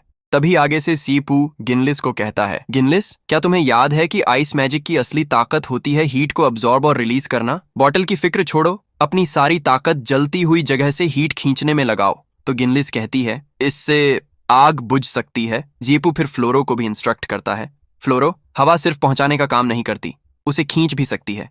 मुझे तुम्हारी विंड मैजिक चाहिए ताकि सारी हवा वहां से खींच सको। आग बुझाने के लिए हवा निकालनी पड़ती है। वो जोर से चिल्लाता है, क्विक। फिर गिनलिस और फ्लोरो दोनों अपनी अपनी मैजिक एक्टिवेट कर देते हैं। गिनलिस चिल्लाती है, आई डोंट केयर, जैसे तुम कह रहे हो मैं वैसे ही करूंगी। फ्लोरो भी चिल्लाती है, अगर मैं मर भी गई तो भूत बन के तुम्हारा पीछा करूंगी। जेपू चिल्लाता है, जल्दी करो, वो लोग टेलीपोर्ट करने ही वाले हैं। जैसे ही दोनों मैजिक लगाते हैं सारी आग एकदम खींच जाती है और उसी पल शिया और रेना के पीछे जोरदार ब्लास्ट होता है। शिया पीछे मुड़कर देखती है और पूरी शॉक में बोलती है, वाह, हाउ इज दैट पॉसिबल? उधर हम देखते हैं गिनलिस को जो हैरान होकर कह रही होती है, हमने सच में एक 8 टियर विच की आग बुझा दी। फ्लोरो तो रो रही होती है। उसी वक्त रेना सीधे टेलीपोर्ट हो जाती है शिया के पास से सीपू के सामने। उसके हाथ में होती हैं वही बॉटल्स। वो मुस्कुराकर कहती है, न्यू इट, तुम कर सकते थे। सीपू सीधा कहता है, अब खुद को साबित करो कि तुम कैलामिटी विच नहीं हो। रेना चारों बॉटल्स को ऊपर फेंक देती है और कहती है, मदर, आई कैन फाइनली, और अपनी मैजिक से उन्हें सीधा आसमान में भेज देती है। और उसी टाइम पे वो सारे बॉटल्स ब्लास्ट हो जाते हैं और सब जगह पर बहुत ज्यादा क्लाउड्स आने लगते हैं और तभी बारिश भी हो जाती है। तो शिया सरप्राइज थी और पानी को हाथ में लेते हुए कहती है, रियली, कर दिखाया। और रेना जीपू के गले लगे हुए उससे बोलती है, thank you my summoned beast. और जीपू ऊपर देखते हुए कहता है, वैसे क्या हम यह नाम चेंज कर सकते हैं? और रेना गले लगे हुए शर्मा रही थी। और तभी वो सारे लोग बारिश होता हुआ देखकर कहते हैं, बारिश, वो सच में बारिश ले आई। और एक बच्चा कहता है, वो कोई कैलामिटी विच नहीं बल्कि उम्मीद की विच है। अगला सीन, दूसरे दिन उनको पता चलता है कि बहुत सारे लोग एक साथ आए हैं। तो यह सुनकर सीपू चिल्लाता है, क्या वो रेफ्यूजीज फिर से कैसल के गेट पर जमा हो रहे हैं? और रीना के साथ दोनों बाहर जाने लगते हैं। बारिश तो हो चुकी है ना, ये लोग अब भी क्यों आ रहे हैं? और बाहर आ जाते हैं तो सारे लोग इनकी तरफ आने लगते हैं और कुछ बच्चे आगे आते हैं और कहते हैं, लेडी रेना, बारिश के लिए थैंक यू। तो रेना उन्हें देख रही होती है और तभी एक बच्चा रेना को फूलों का गुलदस्ता देता है और कहता है, पहले हमने आप पर पत्थर फेंके थे, we are sorry lady Rena. तो रेना वो गुलदस्ता ले लेती है और उसके सिर को सहलाती है और कहती है, कोई बात नहीं, चोट नहीं लगी। और तभी रेना बहुत सारे फ्लावर्स जमीन पर उगा देती है और कहती है, ये फ्लावर्स बहुत ब्यूटीफुल हैं, मुझे ये बहुत पसंद आए। तो वो बच्चा देखता है और खुशी से कहता है, वाओ, ये लेडी रेना का मैजिक है। और तभी भीड़ के बीच में से फ्लोरो और गिनलिस आने लगते हैं और फ्लोरो कह रही होती है, हमें रास्ता दो लेडी रेना। लॉर्ड सीपू और पास आकर कहती है, ये प्रेसिडेंट मेरिडा का इनविटेशन है, उन्होंने कहा है कि उन्हें कुछ इंपॉर्टेंट मैटर्स पर डिस्कस करना है। तभी आगे से रूबी बताती है, लेडी रेना यहाँ की लॉर्ड हैं, अगर कुछ काम है तो उन्हें खुद यहाँ आना चाहिए। क्या फानो गिल्ड को इतने बेसिक एटिकेट्स भी नहीं पता? और तभी जीपू वो एनवेलप खोलने लगता है और कह रहा होता है, जब मिस मेरिडा ने विचेस को बोरो किया था, वो कह रही थी कि उसे ड्रॉट के टाइम कैरोलाइन में गिल्ड के सारे ट्रांजैक्शंस के लिए ऑटोनोमस प्राइसिंग राइट्स चाहिए थे। तो रीना कहती है, लेकिन ड्रॉट की प्रॉब्लम तो अब सॉल्व हो चुकी है। तो आगे से सीपू कहता है, जब उन्होंने हमें इतने वार्मली इनवाइट किया है तो चलो एक लुक डालकर आते हैं। सीन फानो गिल्ड में शिफ्ट होता है। वहां श्या भी थी और ऊपर से उन्हें आते हुए देख रही होती है। तभी मेरिडा उन दोनों से कहती है, आप दोनों के प्रेजेंस से ये हम्बल सी जगह सच में इल्यूमिनेट हो गई है। तभी सीपू कहता है, मिस मेरिडा रेनफॉल टेक्नोलॉजी को प्रमोट करना चाहती हैं और हमें नेचुरली हेल्प करके खुशी होगी। मिस मेरिडा ने हमें स्पेशली इन्वाइट किया है तो मैं प्रिज्यूम करता हूं कि उन्होंने हमें पे करने के लिए एक प्राइस रेडी रखा होगा। और फिर मेरिडा उन्हें कहती है, जैसा कि रेनफॉल टेक्नोलॉजी के इन्वेंटर से एक्सपेक्टेड था, मिस्टर जीपू सच में क्लेवर हैं और उन्हें अंदर आने को कहती है। प्लीज आप दोनों। और वो एक बॉक्स दिखाती है और कहती है, इतना ग्रेट इन्वेंशन अगर इसे मनी से मेजर किया जाए तो श्योरली आपको ये डिवैल्यूड ही फील होगा। और वो तीनों कुर्सी पर बैठे होते हैं और आगे मेरिडा कहती है, लेडी रीना अपने पास्ट सिंस के बोझ तले दबी हुई है। जहां तक मुझे पता है, विच मैनेजमेंट एसोसिएशन ने जिन लोगों को डिस्पैच किया है वो कैरोलिन के रास्ते में हैं और जल्द ही पहुंच जाएंगे। वैसे तो ये डिसरिस्पेक्टफुल है, पर मैं आपको ये रिमाइंड करने की हिम्मत कर रही हूं कि अगर अनफॉर्चुनेटली लेडी रीना के साथ कोई डिजास्टर होता है तो मिस्टर जीपू की भी डेथ पक्की है।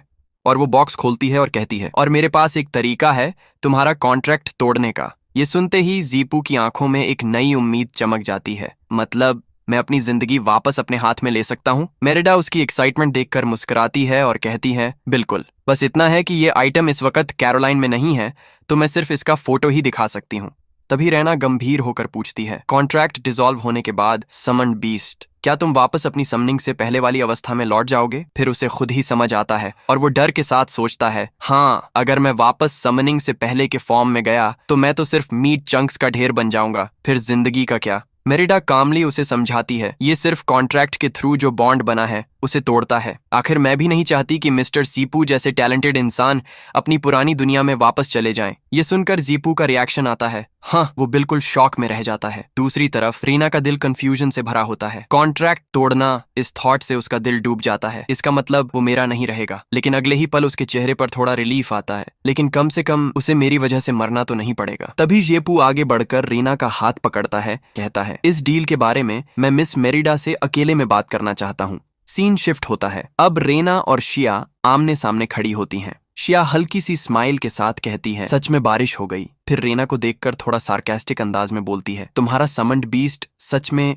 स्पेशल है, इतना स्पेशल कि इरिटेट करने लगा है, बिल्कुल तुम्हारी तरह। शिया थोड़ा और पास आके धमकाती है, अगर तुम शुरू से ही चुपचाप मेरे साथ चलती तो कम तकलीफ होती। लेकिन अब विच ऑफ जजमेंट एवेलिन आ रही है। एवेलिन का नाम सुनते ही रेना एकदम शॉक्ड हो जाती है। Evelyn teacher? शिया ठंडी मुस्कुराहट के साथ बोलती है, तुम जानती हो ना, वो हेरेटिक्स पे बिल्कुल भी दया नहीं दिखाती, और खासकर कैलामिटी विचेस पे तो बिल्कुल भी नहीं। रेना घबराकर बोलती है, नहीं, मैं नहीं हूँ। फिर थोड़ी हिम्मत दिखाकर कहती है, पप ने कहा था मैं कैलामिटी विच नहीं हूँ। और तभी वहां शेपू आ जाता है तो रीना धीरे धीरे उसकी तरफ बढ़ने लगती है। पीछे से शिया ठंडी आवाज में कहती है, अगर तुम्हारा समन बीस्ट जानता कि तुमने क्या किया है तब भी क्या तुम इतनी हिम्मत से खड़ी हो पाती और कह पाती कि तुम कैलामिटी विच नहीं हो? रेना की आंखों में अब डर साफ दिखने लगता है। सीन शिफ्ट, रेना और सीपू फानो चेंबर ऑफ कॉमर्स से बाहर आ जाते हैं। रेना के दिमाग में शिया की ही बातें चल रही होती हैं। सीपू रेना को उदास देखकर सोचता है, ये शायद उस विच मैनेजमेंट काउंसिल के बारे में चिंतित होगी जिसका जिक्र मेरिडा ने किया था। और सीपू रेना की ओर अपना हाथ बढ़ाता है और उसका नाम पुकारता है। तभी रेना सीपू का हाथ पकड़कर कहती है, मुझे तुम्हारे साथ कहीं जाना है। अगले सीन में देखते हैं एक ग्रेवयार्ड का सीन, और रीना यही है वो जगह कहती है, और वो इसी कारण से यहाँ लौटना चाहती थी। और वो उस ग्रेव में कुछ फ्लावर्स रखती है और कहती है, माँ ने अपनी पूरी जिंदगी कैरोलाइन की हिफाजत में लगा दी, अपनी जान तक दांव पर लगा दी, लेकिन अब जब मैं वापस लौटी हूँ कैरोलाइन के लोग बुरी तरह से तकलीफ में हैं। इसके बाद रीना पीछे घूमती है और प्यारी सी नजर से स्माइल के साथ सीपीयू को कहती है, थैंक यू सीपीयू, कैरोलिन को बचाने के लिए और मुझे भी बचाने के लिए। मुझे माँ से मिलने दिया। जब तक तुम हो कैरोलाइन सेफ रहेगा। चेपू उसे थोड़ा सा छेड़ता है, अगर तुम मुझे समन नहीं करती तो मैं मर चुका होता। वो बताता है कि मेरिडा के साथ उसका डील भी रेना की जिंदगी पे डिपेंडेंट है। फिर बोल्ड टोन में कहता है, कॉन्ट्रैक्ट मैं खुद तोड़ूंगा, तुम्हें भी प्रोटेक्ट करूंगा, तुम्हें मरने नहीं दूंगा। ये सुन के रेना उसके गले लग जाती है। विस्पर करते हुए बोलती है, देन आई ट्रस्ट यू। जेपू के दिमाग में थॉट आता है, ये मेरी फ्यूचर मिलियनेयर सपोर्टर है। रेना शेपू के ऊपर ही सो जाती है और कुछ समय बाद सीपू उसे वहां से अपनी पीठ में सुलाकर ला रहा था तो एक बच्चा उन्हें देखकर अपनी माँ से कहता है, देखो माँ, लॉर्ड अपनी समन्ड बीस्ट पे राइड कर रही है। और इधर सीपू मन में कहता है, क्या मैं कोई ह्यूमन बॉडी पिलो हूँ? ये बस मुझे पकड़ के सो गई। और उसी वक्त रास्ते में सीपू को गिनलिस और फ्लोरो दिख जाते हैं। जीपू उन दोनों से हैरानी से पूछता है, तुम लोग इस वक्त यहाँ क्या कर रहे हो? फ्लोरो तो कुछ बोलती नहीं, बस चुप रहती है, लेकिन गिनलिस सीधा बोल देती है, हम फानो गिल्ड के साथ अपना कोऑपरेशन टर्मिनेट कर चुके हैं, अब हम उनके ऑर्डर्स फॉलो नहीं करेंगे। फ्लोरो भी सर हिला के हाँ करती है। ये सुन के जीपू शॉक हो जाता है। क्या क्या रीजन? सैलरी कम होने का है, काम ज्यादा है, या घर से दूरी? अरे ये सब तो डिस्कस किया जा सकता है। और अपने मन में कहता है, प्लीज क्विट मत करो, अभी तो एक ही बार बारिश हुई है, अभी भी बहुत सारा लिक्विड नाइट्रोजन बनाना बाकी है। तभी गिनलिस बोलती है, एक्चुअली फ्लोरो और मैं कोई गरीब नहीं है, बोलो तो हम दोनों काफी रिच हैं। फ्लोरो भी हंस के बोलती है, इसीलिए हम जब चाहे स्लैक कर सकते हैं, रैट रेस में फंसने की जरूरत नहीं है। उनकी बातें सुन के जीपू सोचता है, तो अब मुझे नए केपेबल विचेस ढूंढने पड़ेंगे। लेकिन तभी गिनलिस कहती है, हमने गिल्ड के साथ कॉन्ट्रैक्ट सिर्फ इसलिए तोड़ा है क्योंकि हम तुम्हारे साथ रहना चाहते हैं जीपू। ये सुन के जीपू बिल्कुल सरप्राइज हो जाता है। फिर गिनलिस थोड़ा टॉन्टिंग स्टाइल में कहती है, लेकिन लॉर्ड समंड बीस्ट के लिए हम फ्री में काम नहीं करेंगे। और वो लोग जीपू को पैसा देते हुए बोलती है, हम तुम्हें मंथली पेमेंट देंगे और हर 6 महीने में प्राइस इंक्रीज भी हो सकता है। फ्लोरो भी मुस्कुराते हुए कहती है, बस एक ही रिक्वेस्ट है, तुम हमें अलाउ करो तुम्हारे लिए काम करने और हेल्प करो हमें अपने मैजिकल स्किल्स इंप्रूव करने में। उन दोनों को पैसा देते देख जीपू मन में सोचता है, ये क्या हो रहा है? ये पेड एम्प्लॉयमेंट है क्या? मैं तो सब देख चुका हूँ इस लाइफ में। लेकिन जीपू पैसा लेने से मना कर देता है और डायरेक्टली कहता है, एक बार की बारिश ड्राउट सॉल्व करने के लिए काफी नहीं है, अभी भी काफी काम बाकी है। और मन में खुश होता है, फ्री लेबर गेट। दोनों विचेस खुश हो जाती हैं और फ्लोरो एक्साइटेड होके कहती है, हम डेफिनेटली बेस्ट काम करेंगे। तब जीपू बताता है, एक्चुअली मेरे पास एक प्लान है जिसमें रेना की टेलीपोर्टेशन मैजिक की जरूरत नहीं पड़ेगी, क्या तुम लोग उसके बारे में सुनना चाहोगे? गिनलिस और फ्लोरो दोनों एक साथ चिल्ला के कहती हैं, हम ओवर टाइम करना चाहते हैं, काम चाहिए, काम। नेक्स्ट डे सीन शिफ्ट और हम देखते हैं शिया को, जो उन 2 विचेस का वेट कर रही होती है जो आने वाली थीं, और वो बोल रही होती है, सिर्फ जजमेंट विच ही नहीं, बैटल विच टिरामू भी आ चुकी है और वो अपने स्ट्रॉन्गेस्ट मैजिक गार्ड लीजन के साथ आई है। तभी ग्रैंड एंट्री होती है 2 पावरफुल विचेस की, battle witch Tiramu, witch of judgement Evelyn. उन दोनों को देखते ही लोग एक्साइटेड होके चिल्लाते हैं, क्या ये गॉडेस ऑफ वॉर है? कितनी कूल लग रही है। कोई और कह देता है, थोड़ा चुप रहो। शिया आगे बढ़ती है और रिस्पेक्टफुली ग्रीट करती है। शिया आई है मास्टर एवेलिन का वेलकम करने। मास्टर एवेलिन ठंडे लेकिन इंटेंस टोन में कहती है, अजीरा किंगडम की मोस्ट इंटेलिजेंट और केपेबल थर्ड प्रिंसेस रीना को अरेस्ट भी नहीं कर पाई। शिया कामली जवाब देती है, रीना ने बारिश लाई, ड्राउट हटा दिया, इसलिए पब्लिक उसे अब कैलेमिटी विच नहीं मानती। अगर मैं उसे जबरदस्ती ले जाऊंगी तो रॉयल फैमिली की रेपुटेशन खतरे में पड़ जाएगी। और फिर याद दिलाती है, ब्यूरो ने 8 साल पहले क्लियरली बोला था, जब तक रीना खुद विलिंगली सरेंडर नहीं करती, कोई भी उसे ट्रूली कंट्रोल नहीं कर सकता। मास्टर एवलिन थोड़ी सार्कास्टिक टोन में पूछती है, एक बार की बारिश और वो कैलेमिटी विच नहीं रही? शिया तुरंत बोलती है, कम से कम इतना तो पक्का है कि अब उसे कैलेमिटी के नाम पे उठाया नहीं जा सकता। फिर मास्टर एवलिन सीधा जजमेंट सुनाती है, हेरेटिक्स को पनिश करना जरूरी है ताकि लोगों का भरोसा बरकरार रहे, इसीलिए मैंने टिरामू को साथ लाया है। शिया रिस्पेक्टफुली पीछे हटती है और कहती है, यहाँ से आगे सब कुछ आपके हवाले है मास्टर। उसी बीच दूसरी जगह लोग बारिश का जश्न मना रहे थे। वो उन महान विचेस की तारीफ कर रहे थे जिन्होंने उनके लिए बारिश लाई थी, और उन महान विचेस में से 2 होती हैं, फ्लोरो और गिनलिस। जश्न के बीच एक मैसेंजर रेना और सीपू के पास आता है। वो कहता है, लेडी रेना, लेडी रूबी को आपसे कुछ जरूरी बात करनी है, प्लीज आप ऑडियंस हॉल में चलिए। रेना कंफ्यूज होकर पूछती है, ऑडियंस हॉल? तब जीपू कहता है, ठीक है चलो चलते हैं। जब वो ऑडियंस हॉल की तरफ जा रहे होते हैं और सीपू अपने मन में सोचता है, बस अब यहाँ से सब कुछ ठीक हो, उसके लिए भी मेरे लिए भी। तभी दोनों अंदर जाते हैं। रूबी रीना को आगे बुलाती है, लॉर्ड की सीट पे आओ। रीना थोड़ा सा सीपू की तरफ देखती है और सीपू उसे थम्स अप करता है, तुम कर सकती हो। रीना धीरे से आगे बढ़ती है और लॉर्ड की चेयर पर जाकर बैठ जाती है। तभी रूबी अपना सिर झुकाती है और जोर से कहती है, मैं रूबी अपने लॉर्ड को ग्रीट करती हूँ। और उसी मोमेंट सारे लोग एक साथ घुटनों पे गिर जाते हैं और जोर से बोलते हैं, ग्रीटिंग्स लॉर्ड। रूबी फिर एक मोहर पेश करती है और कहती है, ये लॉर्ड की मोहर है जो लेडी शीना ने मुझे सौंपी थी। अब वक्त आ गया है कि इसे इसके असली मालिक को वापस कर दिया जाए। जब रूबी वो मोहर रीना को देती है तो रीना थोड़ा हिचकिचाती है। उसकी हिचकिचाहट देखकर रूबी समझाती है, एक बार जब लेडी रेना कैरोलाइन की लॉर्ड बन जाएंगी तो आप एजरॉथ रॉयल फैमिली के प्रोटेक्शन में आ जाएंगी। वो आगे कहती है, तब विच मैनेजमेंट काउंसिल बिना किसी सबूत के झूठे इल्जाम लगाकर आपके साथ मनमानी नहीं कर पाएगी। जिएपू का वादा याद करके कि वो कॉन्ट्रैक्ट खत्म कर देगा और तुम्हें मरने नहीं देगा, और इस विश्वास के साथ कि जीपू का सिखाया हुआ बारिश का तरीका काम करेगा, रेना आखिरकार अपना रोल एक्सेप्ट कर लेती है।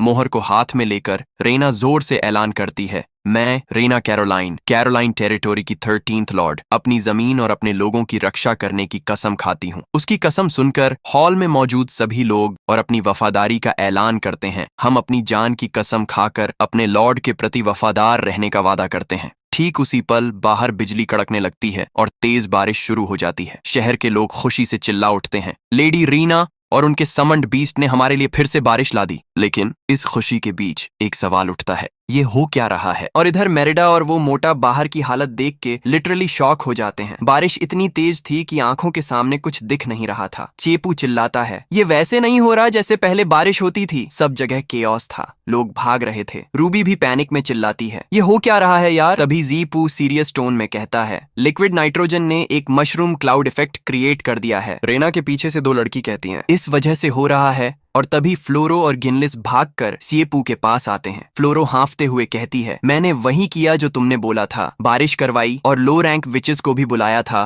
थोड़ा शो ऑफ करने के लिए। लेकिन लगता है या तो हमारी मैजिक पावर ज्यादा फास्ट ग्रो हो गई या फिर हम मेथड सही से समझ नहीं पाए। जब कंटेनर लॉन्च हुआ तभी एक वायलेंट स्टॉर्म भी स्टार्ट हो गया। तभी शिया के साथ दो विचेस वहां पहुंच जाती हैं। एवलिन आंखों में गुस्सा लेकर कहती है, ये सब उसी की वजह से हुआ। कैलेमिटी विच ने एक नई डिजास्टर ले आई, जैसे पहले हुआ था वैसा ही। रेना, तुमने कानून तोड़कर जेल से भागकर अपनी फायर एग्जीक्यूशन से बचने की कोशिश की। तुमने अग्रीमेंट वायोलेट किया और कैरोलाइन वापस आ गई बिना परमिशन के। तुम्हें पता भी है तुमने क्या क्राइम किया है? रीना शॉक्ड सी हल्की आवाज में बोलती है, एवलिन टीचर। लेकिन तभी गिनलिस हिम्मत करके आगे बढ़ती है और एवलिन के सामने खड़ी होके कहती है, इसमें लेडी रीना का कोई फॉल्ट नहीं है, ये सब हमारी गलती थी। फ्लोरो भी तुरंत बोल पड़ती है, बिल्कुल सही। और तभी एक गार्ड भागते हुए आती है। कास्टल के गेट्स हवा से उड़ गए और एक बड़ा क्राउड अंदर घुस गया। एवलिन गुस्से से बोलती है, क्लियरली कैरोलाइन के लोग तो इसे गलत नहीं मानते। और फिर क्राउड के अंदर से मोटा और लोग निकल के चिल्लाते हैं, लेडी रेना ने बारिश लाई, वो कैलेमिटी विच नहीं है। लेडी रेना हमारी लॉर्ड हैं। विच काउंसिल मैनेजमेंट हमारी लॉर्ड को ले जाने की सोचना भी मत। No one can harm our lord. Rena भी ये सब देख के इमोशनल हो जाती है और फिर वो एवलिन से कहती है, टीचर मैं कैलेमिटी विच नहीं हूं। एवलिन सार्कास्टिक टोन में बोलती है, सच में? तुम्हारा मैजिक 9 साल की उम्र में अवेकन हुआ और उसने मैजिकल बीस्ट्स अट्रैक्ट किए। तुम्हारी माँ की सैक्रिफाइस ने कैरोलाइन को बचाया था। तुम्हें कैपिटल में विच काउंसिल के अंडर रहना चाहिए था, लेकिन तुम बिना परमिशन के चली गई। तुम्हारे आउट ऑफ कंट्रोल मैजिक ने एक पूरा विलेज डिस्ट्रॉय कर दिया और अब तुमने फिर से लॉ तोड़ दिया, जेल तोड़ के भाग गई, पनिशमेंट अवॉइड किया और स्टॉर्म ले आई। रेना, अब बोलो, तुम्हारे पास और क्या कहने के लिए बचा है? रेना, क्या तुम अपने डिफेंस में कुछ और कहना चाहती हो? एवलिन दो गार्ड्स को बुलाती है, तुम्हें पता है तुम्हारा क्राइम साबित हो चुका है, अब गिल्टी एडमिट करो और पनिशमेंट एक्सेप्ट करो। तभी सीपू आगे आता है, लाउडली बोलता है, क्राइम किस बात का? पनिशमेंट किस चीज का? रेना किसी भी डिजास्टर का कॉज नहीं है। जिन्हें तुम क्राइम्स कह रहे हो वो सब नॉनसेंस है। वो रेना की तरफ देख के आंख मारकर कहता है, don't worry, I am here. Evelyn फिर बोलती है, रेना का क्राइम ट्राइब्यूनल ने डिसाइड किया था। प्रॉपर इन्वेस्टिगेशन के बाद सिर्फ डिनाइल से सच नहीं बदलता। और रेना का समन्ड बीस्ट भी। शेपू अपना शर्ट के बटन खोलता है, उसके नीचे लिखा होता है साइंस ट्रूथ। वो शर्ट उतार के फेंकता है और कहता है, साइंस ट्रूथ में बिलीव करता है, अथॉरिटी में नहीं। अब मैं तुम्हें सबके सामने दिखाता हूँ कि तुम्हारा ट्राइब्यूनल कितना इग्नोरेंट है। तुम लोग सभी 9 साल पहले वाले मैजिकल बीस्ट इन्वेजन के वक्त जिंदा थे, राइट? वो दो रेफ्यूजीज से पूछता है, बताओ क्या किसी ने अपनी आंखों से देखा था कि रेना ने मैजिकल बीस्ट समन किए? वो चुप हो जाते हैं, फिर बोलते हैं, नहीं, किसी ने नहीं देखा, हमें सिर्फ याद है लेडी रेना का अवेकनिंग सेरेमोनी चल रहा था और तभी बीस्ट्स इन्वेड करने लगे। जीपू कहता है, इसका मतलब सिर्फ ये है कि रीना का मैजिक अवेकन हुआ उसी वक्त जब बीस्ट्स आए, लेकिन इसका ये मतलब तो नहीं कि रीना की वजह से बीस्ट्स आए, राइट? वो भी बोलते हैं, हाँ सही कह रहे हो। एवलिन कहती है, तो तुम भी एडमिट करते हो कि दोनों इवेंट्स कनेक्टेड हो सकते हैं, राइट? जीपू कहता है, विक्टिम और हार्मफुल एक्ट के बीच नेचुरल कनेक्शन हो सकता है, लेकिन चलो एक एग्जाम्पल देता हूँ। एक शेफ टेस्टी खाना बनाता है, बैंडिट्स उसका स्मेल लेकर आ जाते हैं, खाना खाते हैं और बाकी कस्टमर्स को मार देते हैं। तो क्या ये शेफ की गलती है? वो उन रेफ्यूजीज को डायरेक्टली पूछता है, बोलो क्या ये शेफ की गलती है? फिर मास्टर एवलिन को देख के कहता है, नहीं, विक्टिम की कोई गलती नहीं थी, गलती अटैकर की थी। एवलिन फिर कहती है, जैसे तुमने बोला, हो सकता है रीना ने मैजिकल बीस्ट्स अट्रैक्ट किए हों, लेकिन वो उसकी गलती नहीं थी। रॉयल फैमिली ने लोगों की सेफ्टी के लिए लेडी कैरोलाइन से कंसल्ट करके रीना को कैपिटल भेजने का डिसीजन लिया, विच काउंसिल के अंडर। लेकिन कैपिटल में रहते हुए भी रेना बिना परमिशन के बाहर चली गई और उसका मैजिक कंट्रोल से बाहर हो गया। एक पूरा विलेज डिस्ट्रॉय हो गया। प्रिंसेस शिया ने यह सब खुद देखा था। तब ज़ेपू रेना की तरफ इशारा करता है, रेना तुम खुद डायरेक्टली इन्वॉल्व थी, तुम खुद बताओ उस वक्त क्या हुआ था। और फिर शिया की तरफ देखता है, और प्रिंसेस अगर कोई मेमोरी एरर हो गया हो तो वो भी क्लैरिफाई हो जाए। रेना कहती है, उस वक्त मुझे कुछ याद नहीं था, मैं बस होश में आई और सब तब रियलाइज हुआ। शिया कहती है, मैं ऑलरेडी ट्राइब्यूनल में सब बता चुकी हूँ, लेकिन अब टीचर ने बोला है तो पब्लिक के सामने दोबारा बताऊंगी। मैं सिया थर्ड प्रिंसेस सबके सामने कसम खाकर कहती हूँ कि मेरी टेस्टिमोनी कंप्लीटली सच है। जब मैं वहां पहुंची, रेना हवा में फ्लोट कर रही थी और उसके पीछे सब कुछ डिस्ट्रॉय हो चुका था। बस इतना ही मैंने अपनी आंखों से देखा। तो आगे से ज़ेपू उससे पूछता है, तो तुम कहना ये चाहते हो तुमने बस रेना को ही सीन पे देखा था,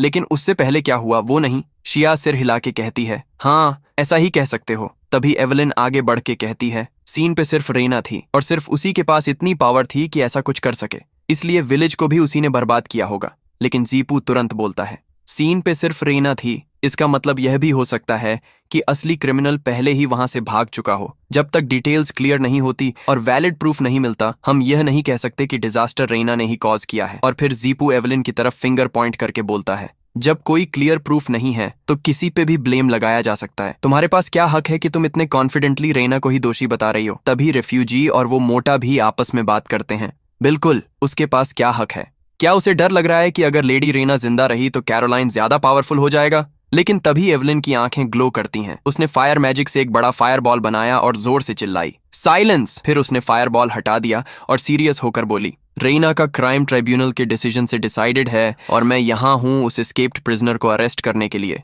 और इस बार और भी ज्यादा गार्ड्स आ गए। एवलिन ने कहा, जो भी इस ऑफिशियल ड्यूटी को ऑब्स्ट्रक्ट करेगा उसे भी वही क्राइम का दोषी माना जाएगा। तभी ज़ेपू एक लीगल बुक निकालता है और बोलता है, वैसे भी मैं पिछले कुछ दिनों से तुम्हारे लीगल डॉक्यूमेंट्स पढ़ रहा हूँ। इंपीरियल लॉ का आर्टिकल 66 कहता है, अगर कोई प्रिजनर गलत एक्यूजेशन की वजह से रेजिस्ट करे और बाद में वह इनोसेंट साबित हो तो उसका रेजिस्टेंस क्राइम नहीं माना जाता। बुक बंद करके ज़ेपू कहता है, और क्योंकि रेना इनोसेंट है इसलिए उस पर प्रिजन एस्केप का चार्ज भी नहीं लगता। रेना तो हैरानी से ज़ेपू को देख रही होती है और शिया भी सोच रही थी, 5 वॉल्यूम्स, 5000 से ज्यादा आर्टिकल्स, इतने में से ज़ेपू ने कुछ दिनों में ऐसा लॉ क्लॉज ढूंढ लिया जो एवलिन को ही कट कर गया।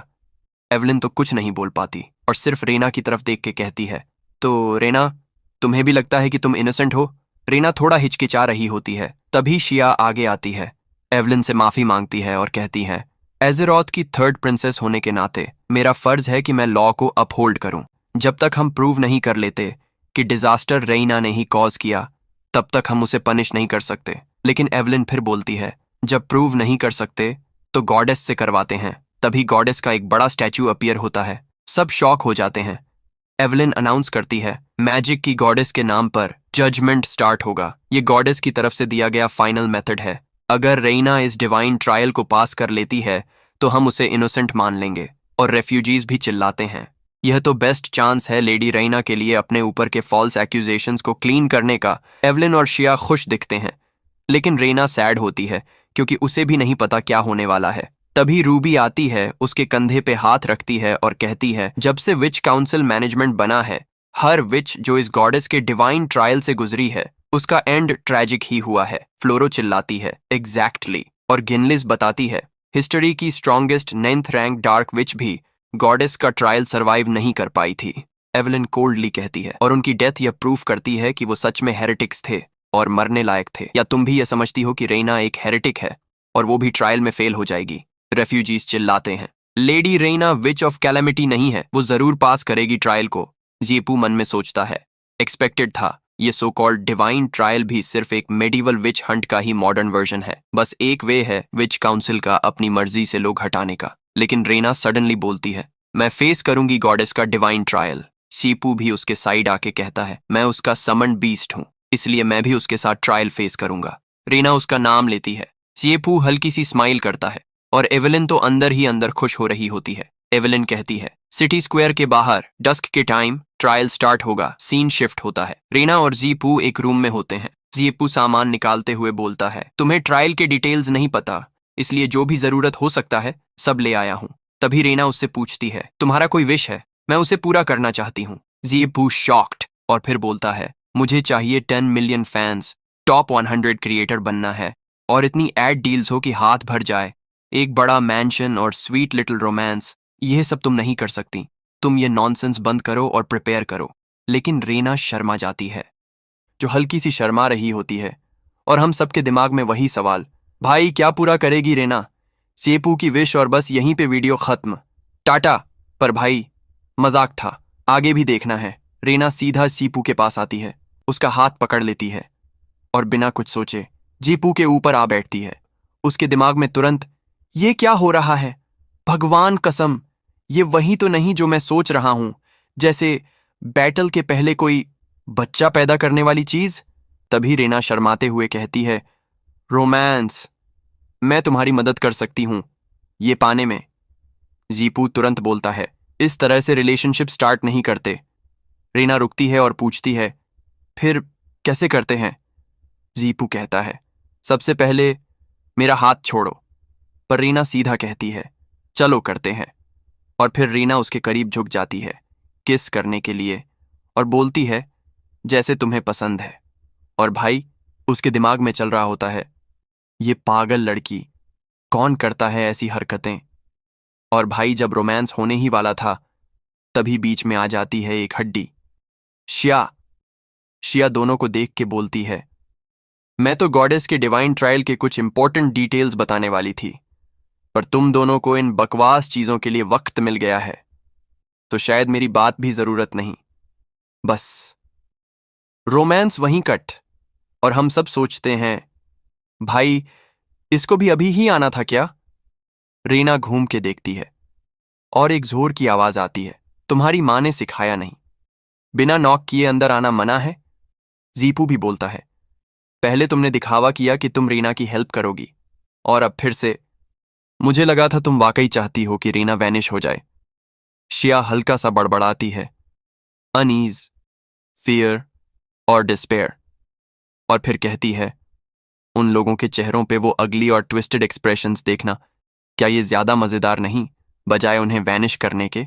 और जीपू भी सोचता है, क्या ये ज्यादा मजेदार नहीं बजाय उन्हें वैनिश करने के? और फिर जीपू शिया से कहता है, बिल्कुल तुम सही हो, लेकिन मेरे होते हुए शायद तुम डिसअपॉइंटेड रहोगी। तब शिया आगे बढ़ती है और कहती है, डिवाइन ट्रायल के 3 पार्ट्स हैं, the trial of flames, the trial of the abyss और the trial of the storm. और ट्रायल के दौरान विच की मैजिक पावर भी बहुत कमजोर हो जाएगी। और फिर जीपू के सामान की तरफ हाथ बढ़ाती है और कहती है, जब वक्त आएगा तो क्या तुम्हारे छोटे मोटे ट्रिक्स तब भी काम करेंगे? पर जीपू उसका हाथ रोक देता है और कहता है, थैंक यू हमें ये सब बताने के लिए। शिया फाइनली कहती है, मैं ध्यान से सब देखूंगी। और सीन शिफ्ट हो जाता है। अब जीपू और रीना गॉडेस के ट्रायल के सामने खड़े होते हैं। एवलिन उन दोनों से पूछती है और हवा में उड़ते हुए बोलती है, विच ऑफ कैलेमिटी, गॉडेस तुम्हारा न्याय करेगी, बस अगर तुम इस ट्रायल में जिंदा बचे तो। एवलिन एक ग्लोइंग क्रिस्टल ऊपर उठाती है। तब जीपू अपना हाथ रीना की तरफ बढ़ाता है और कहता है, चलो मिलके इस झूठी गॉडेस के ट्रायल को पार करते हैं। और दोनों एक दूसरे का हाथ पकड़ लेते हैं। फिर दोनों टेलीपोर्ट होने लगते हैं और एकदम से पहुंच जाते हैं ट्रायल के अंदर, जहां चारों तरफ सिर्फ आग ही आग लगी होती है। और जीपू शॉक होकर कहता है, क्या ये है द ट्रायल ऑफ फ्लेम्स?